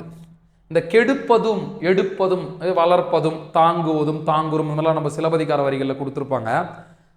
ஒன்றும் பிரச்சனை இல்லை. அதான் நமக்கு எளிமையாக என்ன சொல்லியிருப்போம்னா, எது பெருசாக இருக்குதோ அதை பார்த்து இன்னிசைன்னு போட்டுரு அப்படின்னு சொல்லிட்டு நம்ம பொருள் புரிஞ்சுக்கலாம். இதெல்லாம் செய்யுளில் வந்து ஓசை குறையலைங்க, இப்போ ஓசை குறையாத போதும் அளபெடுக்கும்னு சொல்கிறோம். சரி, ஓகே, ஓசை குறையலைன்னு நம்ம சொல்கிறோம். இப்போது நான் சமீப காலமாக அது ஒரு 2 ஆண்டுகளுக்கு முன்னாடி ஒரு 10ஆம் வகுப்பு எடுக்கும்போது நான் பார்த்தேன். அதில் இந்த வினா கேட்டிருந்தாங்க, இதில் அளபெடையை நீக்குக அப்படின்னு சொல்லிட்டு ஒரு கேட்டிருந்தாங்க. இந்த வினா கொடுத்துட்டு இதில் அளபெடையை நீக்க சொல்கிறாங்க. அளபெடையை நீக்க சொன்னால் நம்ம என்ன பண்ணுவோம், அளபெடையை நீக்க சொன்னால் இந்த அகரத்தை எடுத்துருவோம், இதில் இந்த உகரத்தை எடுத்துருவோம், இதுலேயும் இந்த ஓவை எடுத்துகிட்டு எழுதிடுவோம். அப்போ கெடார் படும், இதுதான் வந்து அளபெடையை நீக்க சொன்னால் இதுக்கான விடை. ஆனால் இதில் நம்ம ஒரு முக்கியமான ஒரு கருத்தை இந்த இன்னிசை அளபெடையில் விட்டுறோம். செய்யுளில் ஓசை குறையாத போது அளபெடுக்கிறது இன்னிசை அளபெடை நமக்கு தெரியும். ஆனால் இதில் ஒரு முக்கியமான கருத்து ஒன்று இருக்குது. அது என்ன அப்படின்னு பார்த்தீங்கன்னா, இங்கே இந்த கெடுப்பதும் அப்படின்னு இருக்கு இல்லையா, இதுக்கு முன்னாடி எப்படி இருந்துச்சான் தெரியுமா? அதாவது அளபெடையை நீக்கும் போது நம்ம இந்த உகரத்தை மட்டும் எடுத்துட்டு எழுதணும்னு நினச்சிக்கோங்களேன். அந்த உகரத்தை மட்டும் எடுத்துட்டு எழுதுனா இது தவறாம். இது எப்படி தெரியுமா, அளபெடையை நீக்கும் போது எழுதணுமா, இப்படி தான் எழுதணுமா, கெடுப்பதும் எடுப்பதும், இப்படி தான் இது இருக்கணுமா. இதுக்கு முன்னாடி இப்படியெல்லாம் கிடையாது. ஏன்னா செய்யுளில் ஓசையே குறையலையே, அப்படி இருக்கும்போது அது இப்படி தான் இருந்திருக்கிறோம். அப்போ அது எப்படி சொல்லலாம் அப்படின்னா, நல்லா பாருங்க, அது எப்படி சொல்லலாம் தெரியுமா, அது எப்படி சொல்லலாம் பாருங்க. கெடுப்பதும் எடுப்பதும் என்பது என்ற சொற்களில் ஓசை குறையவில்லை, ஆயினும் அது அளபெடை பயன்படுத்த வேண்டும், இனிய ஓசைக்காக பயன்படுத்த வேண்டும் என்ற காரணத்தினால் இங்கே இருக்கக்கூடிய குறில், அதாவது இங்கே இருக்கக்கூடிய குறிலானது என்னவா ஆகுதான், நெடிலாக நீண்டு ஒலிச்சிருது அப்படின்னு சொல்லலாம். அளபெடைன்றது அங்கே ஒன்று கண்டிப்பாக நமக்கு தெரியணுன்றதுக்காக நீட்டி ஒலிக்குதான். அப்போ இதுல முக்கியமான ஒரு கருத்து என்ன சொல்லுங்க, செய்யுளில் ஓசை குறையலன்றதை தாண்டி குறில் நெடிலாக நீண்டு ஒலிப்பது, அதுதான் என்ன அளபெடை, இன்னிசை அளபெடை. அதை கட்டாயம் நீ புரிஞ்சுக்கணும். இது அளபெடையை நீக்கும் போது கெடுப்பதும் எடுப்பதும் தான் சரியானது. நீ இந்த உகரத்தை மட்டும் எடுத்துட்டு போட்டா அது மிகவும் தவறானது அப்படின்னு சொல்றாங்க. ஓகேங்களா, அடுத்து போலாங்க. சொல்லிசை அளபெடை. இந்த சொல்லிசை அளபெடை அப்படின்றது என்ன, இதுக்கான எளிமையா என்ன சொல்லுவாங்கன்னா, அதை பிரித்து பார்க்கும்போது 3 அசை கொண்ட சீர்களில் வருவது அது வந்து இன்னிசை அளபெடை அப்படின்னு சொல்லிட்டு சொல்லியிருப்பாங்க. அதை நீங்கள் பார்த்துக்கோங்க. அடுத்து சொல்லிசை அளபெடை. சார் இதெல்லாம் எனக்கு தேவையில்லை சார், சொல்லிசை அளபெடை இதுவரையும் நான் சரியாக எழுதாத நாளே கிடையாது சார். ஏன் அப்படின்னா, இந்த சொல்லிசை அளபெடைன்றது கண்டிப்பாக ஈல தான் முடிவு பெற்றிருக்கோம் அப்படின்னு சொல்லிட்டு சொல்லியிருப்பாங்க சார். சரி, அது பெற்றிருக்கட்டும், அது நமக்கு அதுக்கான அது பிரச்சனை இல்லை. இப்போ பார்க்கலாம் அந்த சொல்லிசை அளபடைக்கு என்ன உண்மையான காரணம். இதையும் ஒரு நுட்பமாக நம்ம தெரிஞ்சுக்கணும். பாருங்கள், பேர் ஏன் அதுக்கு வச்சுருக்காங்க சொல் இசை அப்படின்னு சொல்லிட்டு பாருங்களேன். சொல் இப்போது பெயர் சொல், வினைச்சொல், இடைச்சொல், உரிச்சொல் இருக்குது. இந்த பெயர் சொல்லுடைய 6 வகைகள் ஒன்று இருக்கும். 6 வகை பெயர்கள் ஒன்று இருக்கும். பொருட்பெயர், இடப்பெயர், காலப்பெயர், சினப்பெயர், குணப்பெயர், தொழில் பெயர்ன்னு சொல்லிட்டு அந்த 6 வகை பெயர்களுமே ஒரு பெயர் சொல் தான் அப்படி நம்ம புரிஞ்சுக்கணும் இல்லையா. அந்த வகையில் இந்த சொல் பார்த்தீங்கன்னு வச்சுக்கோங்களேன், இதுலையுமே செய்யுள்ள ஓசை குறையாது. இதுவுமே செய்யுள்ள ஓசை குறையாது தான். பாருங்க, தழி இதுக்கான பொருள் என்ன அப்படின்னு பார்த்தீங்கன்னா, இதுக்கான பொருள் தழி அப்படின்னா தழுவுதல். அப்போ தல் அப்படின்னு முடிஞ்சிருக்கு. தல்லுன்னு முடிஞ்சதுனால தொழில் பெறல, தழுவுதல், தழுவுதல் அப்படின்ற ஒரு தொழிலை அடிப்படையாக கொண்டு பிறகு தழுவுதல். ஓகே, தழி. அதே மாதிரி நம்ம இன்னொன்று படிச்சிருப்போம், நசை அப்படின்னா விருப்பம். விருப்பம் என்பதும் தொழிற்பெயர் தான். அம் என்ற விகுதியை கொண்டு முடிஞ்சுள்ளது. விருப்பம் என்பது விரும்புதல் என்ற தொழில் காட்டக்கூடியதாக இருக்கிறது. இப்போ என்ன சொல்றாங்க தெரியுங்களா, இந்த தழி அப்படின்னா தழுவுதல், இந்த நசை அப்படின்றது விருப்பம். இது சாதாரண ஒரு சொல்லா இருக்குது, ஒரு பெயர் சொல்லா இருக்குது. ஆனா இது தழுவுதல் அப்படின்னு சொல்லி பொருள் எனக்கு வேணாம், விருப்பம் அப்படின்ற பொருள் எனக்கு வேணாம். நான் இதை வினையச்ச பொருளா எனக்கு வேணும். அப்பதான் நான் சொல்ல வந்த கருத்தை மக்களுக்கு தெளிவாக சொல்ல முடியும்னு ஒரு திருவள்ளுவர் நினைக்கிறான்னு வச்சுக்கோங்களேன். நமக்கு ஒரு திருக்குறள் சொல்வார், நம்ம சார் கூட அடிக்கடி சொல்லுவார் இல்லையா, சென்ற இடத்தார் செலவிடா தீதுரி நன்றின் பால் உய்ப்பது அறிவு அப்படின்னு சொல்லிட்டு. அதுல செலவிடாது ஒரி அப்படின்னு ஒரு சொல் வந்திருக்கும். இந்த வேர்டு சேர்த்து ஈரோ முடிச்சிருப்பாங்க. எனக்கு மனதை சென்ற இடங்களெல்லாம் நீங்கள் செலவிடக்கூடாது. ஒரி அப்படின்னா இந்த இகரம் இடம் பெறலன்னு வச்சுக்கோயேன். இந்த இகரம் இடம் பெறலனா இதுக்கு பேர் நீக்குதல் அப்படின்னு சொல்லிட்டு. இதுக்கு பேர் என்ன மீனிங்கு? ஒரின்னா நீக்குதல். எதை நீக்க வேண்டுமா? மனதை தீய வழியிலிருந்து நீக்குதல் வேண்டும் அப்படின்னு அவர் சொல்லலை. அந்த திருக்குறளுடைய பொருள் என்ன தெரியுமா? மனதை சென்ற இடங்களெல்லாம் செலவிடாது. ஒரி அப்படின்னா நீக்குதல் அப்படின்ற பொருள் எனக்கு வேணாம், எனக்கு நீக்கி நல்வழியில் செலுத்த வேண்டும் அப்படின்னு அந்த திருக்குறளுடைய பொருள் சொல்றாங்க. அப்போ நீக்கின்னு எனக்கு பொருள் கொடுக்கணும்னா அது வினையச்ச பொருளாக இருக்கணும். ஆமாவா? ஒரு எச்ச வினை முற்றை கொண்டு முடியும், வினையை கொண்டு முடியும்னு நமக்கு தெரியும். அப்போ ஒரின்றது எனக்கு நீக்குதல் தான். ஆனால் அது அளவெடுக்கும் போது அது என்ன ஆகுது? கடைசியில் இகரத்தை கொண்டு அது அடையாளமாக நம்ம போடுறோம். அப்படி போடும்போது ஒரி என்ற சொல் தழுவுதல், நீக்குதல் என்ற பொருளில் இருந்தாலும் ஒரி என அளவெடுக்கும் போது அது நீக்கி என பொருளை தருகின்றது. தழி என்பது தழுவுதலாக இருந்தாலும் தழி என அளவெடுக்கும் பொழுது அது தழுவி என்ற பொருளையும், நசை என்பது விருப்பம், அது அளவெடுக்கும் போது நசை என்று அளவெடுக்கும் போது விரும்பி என்ற பொருளையும் எனக்கு தருகிறது. இதற்கு உண்மையான வரையறை என்னவென்றால், ஒரு பெயர் சொல், அதாவது பெயர் சொல் என்பது தொழிற்பெயர், ஒரு பெயர் சொல் எச்ச பொருளை, அதாவது எச்ச பொருள் என்றால் வினையச்ச பொருளை தருவதற்காக அளவெடுப்பதுதான் சொல்லிசை அளபடை. சொல்லை நிறைவு செய்வது, ஒரு சொல் இன்னொரு சொல்லாக மாறி அளபெடுக்குது இல்லையா, அதனால தான் அதுக்கு பேர் சொல்லிசை அளபடை அப்படின்னு சொல்றாங்க. சொல்லை நிறைவு செய்து இது இனிய ஓசைக்காக வருது. இது மட்டும்தான் செய்யுளில் ஓசை குறையும் போது வருது இல்லையா, இசை குறைகிறது. அந்த குறைந்த ஓசையை நாம் நீட்டி ஒலித்து நிறைவு செய்கிறோம். அதனால் தான் குறைவதை நிறைவு செய்வதால் இந்த செய்யுளிசை அளபடைக்கு மட்டும்தான் என்ன பேர் சொல்லியிருப்பாங்க? இசை நிறை அளபடை. இதை நான் முதல்ல சொல்லலேன்னு சொல்லிட்டு நிறைய பேர் யோசிச்சுட்டு இருப்பீங்க. அதை ஏன் சொல்றேன்னு புரியுங்க. இங்க எங்கேயுமே ஓசை குறையல, இங்க மட்டும்தான் ஓசை குறையுது. இந்த ஓசை குறைகின்ற இடங்களில் அதை நிறைவு செய்வதால் இதற்கு பெயர் இசை நிறை அளபடை அப்படின்னு சொல்றாங்க. பாருங்க, இது பார்த்தீங்கன்னா இகரத்தில் முடிவு பெற்றிருக்கும்னு சொல்லியிருக்காங்க. ஆனால் நமக்கு உண்மையான பொருள் என்ன? பெயர் சொல் வினையச்ச பொருளை தருவதற்காக அளபெடுக்கும் அப்படின்னு சொல்லியிருக்கிறாங்க. பாருங்க, நல்லா புரிஞ்சுக்கோங்க. இந்த உயிரிழப்படை உயிரெழுத்துக்கள் அளபெடுக்கும், உயிரெழுத்துக்கள் அளபெடுப்பது உயிரிழப்படை, செய்யுளி செயலப்படை, இன்னி செயலப்படை, சொல்லி செயலப்படை என 3 வகையான அளபடைகள் உள்ளன. அதில் செய்யுளில் ஓசை குறைந்தால் அளபெடுப்பது செய்யுளி செயற்படை, 2 அசை கொண்ட சீர்களில் வருவது செய்யுளி செயலப்படை, இசையை நிறைவு செய்வதால் இதற்கு இசை நிறை அளபடை. செய்யுளில் ஓசையே குறையவில்லை என்றாலும் இனிய ஓசைக்காக அளபெடுக்கும். இதில் கட்டாயம் முக்கியமான கருத்து என்னவென்றால், இதில் குறில்தான் நெடிலாக மாறி அளபெடுக்கும். இது ரொம்ப முக்கியமானது, அதை புரிஞ்சுக்கணும். அதுக்கடுத்து சொல்லிசை என்பது பெயர் சொல் வினையச்ச பொருளை தருவதற்காக அளபெடுப்பது. சொல்லிசை அளபெடை அப்படின்னு பார்த்தோம். தழி என்பது தழுவுதல் என்றாலும் அது அளபெடுத்து தழி என வரும்பொழுது தழுவுதல் என்ற பொருளிலிருந்து தழுவி என்ற பொருளை உணர்த்துகின்றது. நசை என்பது விருப்பம், ஆனால் நசை என அளபெடுக்கும் பொழுது அது விரும்பி என்ற பொருளையும், ஒரி என்றால் நீக்குதல், ஆனால் ஒரி என அளபெடுக்கும் போது அது என்ன நீக்கி என்ற பொருளையும் தருகின்றது. சரிங்களா? இதை நம்ம தெளிவாக புரிஞ்சுக்கணும். அடுத்ததான் நம்ம என்ன பார்க்க போகிறோம் அப்படின்னு சொன்னால், இந்த அளபெடையினுடைய பொதுவான மாத்திரை, உயிரளபெடையின் மாத்திரை அளவு எவ்வளோ? உயிரளபெடை மாத்திரை அளவெல்லாம் 3ன்றது ஒரு பொதுவானது. அதை தாண்டி எவ்வளோ வேணாலும் இருக்கலாம். ஆனால் நமக்கு கொடுத்த வரையறைப்படி உயிரளபெடை அப்படின்றது ஒரு 3 அப்படின்னு சொல்கிறாங்க. சரி, நம்ம இதுவரை நடத்தின வகுப்புகளை ஒரு தடவை நம்ம என்ன நடத்தணுன்றதை ஒரு மீள் பார்வை செஞ்சுட்டு அடுத்த வகுப்புகளில் மீதி இருக்கக்கூடிய சார்பெழுத்துக்களை நம்ம பார்க்கலாம். சரிங்களா? பார்த்தோம். நம்முடைய கருத்துக்களுக்கும் நமது எண்ணங்களுக்கும் எழுச்சிகளுக்கும் அதாவது உயிர் கொடுப்பது ஒரு மொழி தான் ரொம்ப ரொம்ப முக்கியமானது. அந்த மொழி என்பது ஒரு இணைப்பு கருவின்றதை நம்ம பார்த்தோம். எல்லாருக்கும் எல்லா மொழிகள் இருந்தாலும் தனக்கு தோன்றிய கருத்துக்களை தடையின்றியும் மிகுதியாகவும் எடுத்துரைக்க அவரவர்கள் தாய்மொழி தான் சிறந்தது என்பதில் எந்த கருத்தும் எந்த ஐயமும் இல்லை. அதாவது என்ன சொல்கிறது அப்படின்னா, ஒரு மொழியை பிழையின்றி நாம் அடுத்த தலைமுறைகளுக்கு எடுத்து செல்ல வேண்டும் என்பதற்காக அந்த மொழியை பிழையற கற்க வேண்டும். அப்போ எந்த மொழியாக இருந்தாலும் சரி, ஒரு மொழியை பிழையில்லாமல் கற்கணும்னா அதற்கு ரொம்ப ரொம்ப முக்கியமானது இலக்கணம்.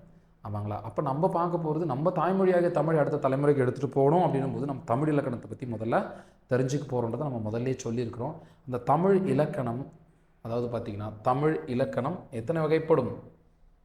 தமிழ் இலக்கணம்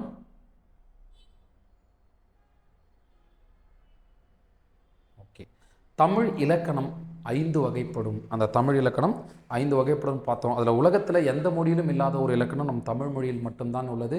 அது பொருள் இலக்கணம். வாழ்வை அகமென்றும் புறமென்றும் பிரித்து வாழ்விற்கு இலக்கணம் வகுத்த பெருமை நம் தமிழனையே சாரும் என்பதெல்லாம் நம்ம பார்த்தோம். அதே போல் அந்த 5 வகை இலக்கணங்களில் எழுத்து, சொல், பொருள், யாப்பு, அணி என்பவை குறித்தெல்லாம் ஒரு எளிமையான முன்னோட்டங்களை கண்டோம். அதிலிருந்து குறிப்பாக எழுத்திலக்கணம் என்ற பகுதியை எடுத்து அதை நாம் விரிவாக பார்த்து கொண்டிருக்கிறோம். எழுத்து என்பது என்ன என்றால், ஒரு மொழியினுடைய அதாவது ஒலி வடிவத்தின் அந்த ஒலி வடிவத்திற்கு கொடுக்கப்படும் வரி வடிவம்தான் எழுத்து என்பதை நாம் பார்த்தோம். அந்த வகையில் தமிழில் அதாவது பார்த்திங்கன்னா முதலெழுத்து சார்பெழுத்துன்ற 2 வகைகள் தமிழில் முதல்ல இருக்குது. அந்த முதலெழுத்து சார்பெழுத்துக்களில் இந்த முதலெழுத்துக்கள் அப்படின்னா அதுதான் தமிழில் முதலில் தோன்றிய எழுத்துக்கள் இல்லையா? அந்த முதலெழுத்துக்களை சார்ந்து தோன்றிய எழுத்துக்கள் சார்பெழுத்துக்கள் அது ஒரு வகையில் இருக்கட்டும். இப்போ முதல் எழுத்துக்களை பற்றி மட்டும் நம்ம பார்க்க போகிறோம் பாருங்கள். முதல் எழுத்துக்கள் உயிரெழுத்து, மெய்யெழுத்து. உயிரெழுத்துக்கள் அப்படின்னு சொல்லும் பொழுது அந்த உயிரெழுத்துக்கள் தமிழில் முதலில் தோன்றியது தான். ஆனால் அந்த உயிரெழுத்துக்கள் தனித்து இருக்க போகிறது இல்லையா? நம் மனிதனுடைய உடலில் உயிர் எங்கே இருக்குது? கட்டாயம் உடலில் தான் இருக்கும். அப்போ அந்த உயிர் எப்போதும் தனித்து இருக்காது. எனவே அந்த உயிர் சேருவதற்கு உயிர் சேருவதற்கு ஒரு இடமாக ஒரு மெய்யெழுத்தை கண்டறிந்து உயிர்மை எழுத்தை பிறப்பதற்கு ஒரு வழிவகுத்த திறமை நம் தமிழரையே சேரும். எனவே உயிரெழுத்துக்கள் 12 எழுத்துக்கள் நம் தமிழில் முதலில் தோன்றின. அந்த 12 எழுத்துக்களும் ஒரே விதமான ஓசையில் ஒலிப்பதில்லை. அவைகளுக்குள் கால அளவு வேறுபடுகின்றது. எனவே அதிக நேரம் ஒலிப்பவை நெடில் என்றும் குறைவான நேரம் ஒலிப்பவை குறில் என்றும் வகைப்படுத்தப்பட்டுள்ளன. உயிர் குறில் 5 உயிரினில் 7 தமிழில் உள்ளன. அதே போலவே மெய்யெழுத்துக்கள் என்பவை அடுத்ததாக உள்ளன. அவை மெய்யெழுத்துக்களும் 3 வகைகளாக பிரிக்கப்பட்டுள்ளன. வல்லினம், மெல்லினம், இடையினம். ஆனால் மெய்யெழுத்துக்கள் 18 மெய்யெழுத்துக்களும் ஒலிக்கக்கூடிய கால அளவு என்பது ஒரே அளவானதுதான். ஆனாலும் ஏன் அவற்றுள் பாகுபாடு உள்ளது என்றால், அவை ஒலிக்கும் தன்மையின் அடிப்படையில் வன்மை, மென்மை, இடைமை என வகைப்படுத்தப்பட்டுள்ளது. வலிமையான ஓசையில் ஒலிக்கக்கூடிய கச்சர, தபர என்பவை வல்லினம் என்றும், குறைவான ஓசையில் ஒலிக்கக்கூடிய ஞெனன, நமன என்பவை மெல்லினம் என்றும், எரள, வழல என்பவை இடைப்பட்ட ஓசையில் ஒலிப்பதால் இடையினம் என்றும் அழைக்கின்றோம். வல்லினெழுத்துக்கள் மார்பிலிருந்தும் மெல்லினெழுத்துக்கள் மூக்கிலிருந்தும் இடைப்பட்ட பகுதியாக கழுத்து பகுதியிலிருந்து இடையெழுத்துக்களும் பிறக்கின்றன. எனவே இவ்வாறு எழுத்துக்களானது முதலெழுத்துக்களில் உயிரெழுத்தும் மெய்யெழுத்தும் இவ்வாறு உள்ளன. இந்த 2 எழுத்துக்களும் சேர்ந்து பிற எழுத்துக்கள் பிறப்பதற்கு முதற் காரணமாக இருப்பதால் உயிரெழுத்தையும் மெய்யெழுத்தையும் நாம் முதலெழுத்துக்கள் என்று அழைக்கின்றோம். முதலெழுத்துக்கள் மொத்தம் 30. அதற்கடுத்ததாக அந்த உயிரெழுத்துக்கள் ஒவ்வொன்றும் உயிர்க்குறில் 5இல் இருக்கின்றது என்றால் அந்த 5 உயிர்க்குறிலுடன் ஒரு மெய்யெழுத்து தனியே சேரும் பொழுது 5 உயிர்மெய் குறில் கிடைக்கும். இவ்வாறே 18 எழுத்துக்கள் தனித்தனியே சேரும்போது 18 5 கிடைத்தால் நமக்கு 90 உயிர்மை குறிலும், அதே போல் நெடில் கிடைக்கும்போது 126 நெடிலும் நமக்கு கட்டாயம் கிடைக்கும். எனவே 216 எழுத்துக்கள் தமிழில் உயிர்மை எழுத்துக்கள் உள்ளன. அதை தவிர இந்த ஒவ்வொன்றாக வல்லின உயிர்மை குறில், மெல்லின உயிர்மை குறில், வல்லின உயிர்மெடில், மெல்லின உயிர்மெடில் என்றெல்லாம் பகுக்கலாம். அதற்கு அடுத்ததாக ஆயுத எழுத்து என்பது தமிழில் உள்ள ஒரு தனிப்பட்ட எழுத்து. மொத்தம் 247 எழுத்துக்கள் தமிழில் உள்ளன என்பது குறித்து முதல் எழுத்தின் இலக்கணம் குறித்து கண்டோம். சார்பெழுத்து என்று வரும்போது 10 வகைகள் இருப்பதை நாம் அறிந்தோம். அதில் முதலாவதாக உயிர்மை என்றால் என்ன? உயிரெழுத்தும் எழுத்தும் சேருவதற்கு தான் உயிர்மை என்று நாம் கண்டோம். இந்த உயிர்மை என்பது ஒரு உயிரும் மெய்யும் சேர்ந்து உயிர்மை எழுத்தாக பிறக்கின்றன. இந்த உயிர்மை எழுத்தின் வடிவமானது மெய்யெழுத்தைப் போலவே இருக்கும். ஆனால் அதன் ஓசையோ உயிரும் மெய்யும் சேர்ந்ததாக இருக்கும். உயிருக்கு எவ்வளவு மாத்திரையோ அதையேத்தான் உயிர்மை எழுத்தும் பெறும் என்று உயிர்மை எழுத்து பற்றின செய்திகளை நாம் அறிந்தோம். அதற்கடுத்ததாக ஆயுத எழுத்து குறித்து அறிந்தோம். ஆயுதம் என்பது ஒரு தனிப்பட்ட எழுத்து, ஒரு சிறப்பான எழுத்து. அது தனித்து இயங்குவதில்லை, ஒரு சொல்லின் இடையில் மட்டுமே இயங்கும். அவ்வாறு இயங்கும் பொழுது வரும்பொழுது தனக்கு முன் ஒரு குறிலையும் தனக்கு பின் வல்லின உயிர்மை குறிலையும் பெற்றுத்தான் வரும். அவ்வாறு வருகின்ற அந்த ஆயுத எழுத்திற்கு பல பெயர்கள் உண்டு. முப்புள்ளி, முப்பார்ப்புள்ளி, தனிநிலை, அக்கேனம் என பல பெயர்களால் அழைக்கப்படுகின்றது. அந்த ஆயுத எழுத்தானது நுட்பமான ஒலிப்பு முறையை கொண்டுள்ளது. அது தலையிலிருந்து பிறக்கிறது. அதற்கு அரை மாத்திரை அளவுதான் அதன் மாத்திரை அளவு என்பதை குறித்து நாம் அறிந்தோம். அதற்கடுத்ததாக உயிர்மை, ஆயுதம், அளபடை குறித்து கண்டோம். அளபடை என்பது செய்யுளில் சில இடங்களில் சொற்கள் இணையும் பொழுது பாடலின் ஓசைகள் சற்று நெடிலினுடைய ஓசையானது குறைந்து ஒலிக்கின்றது. அவ்வாறு குறையும் போது பாடலுக்கு இனிமை ஏற்படுவதில்லை.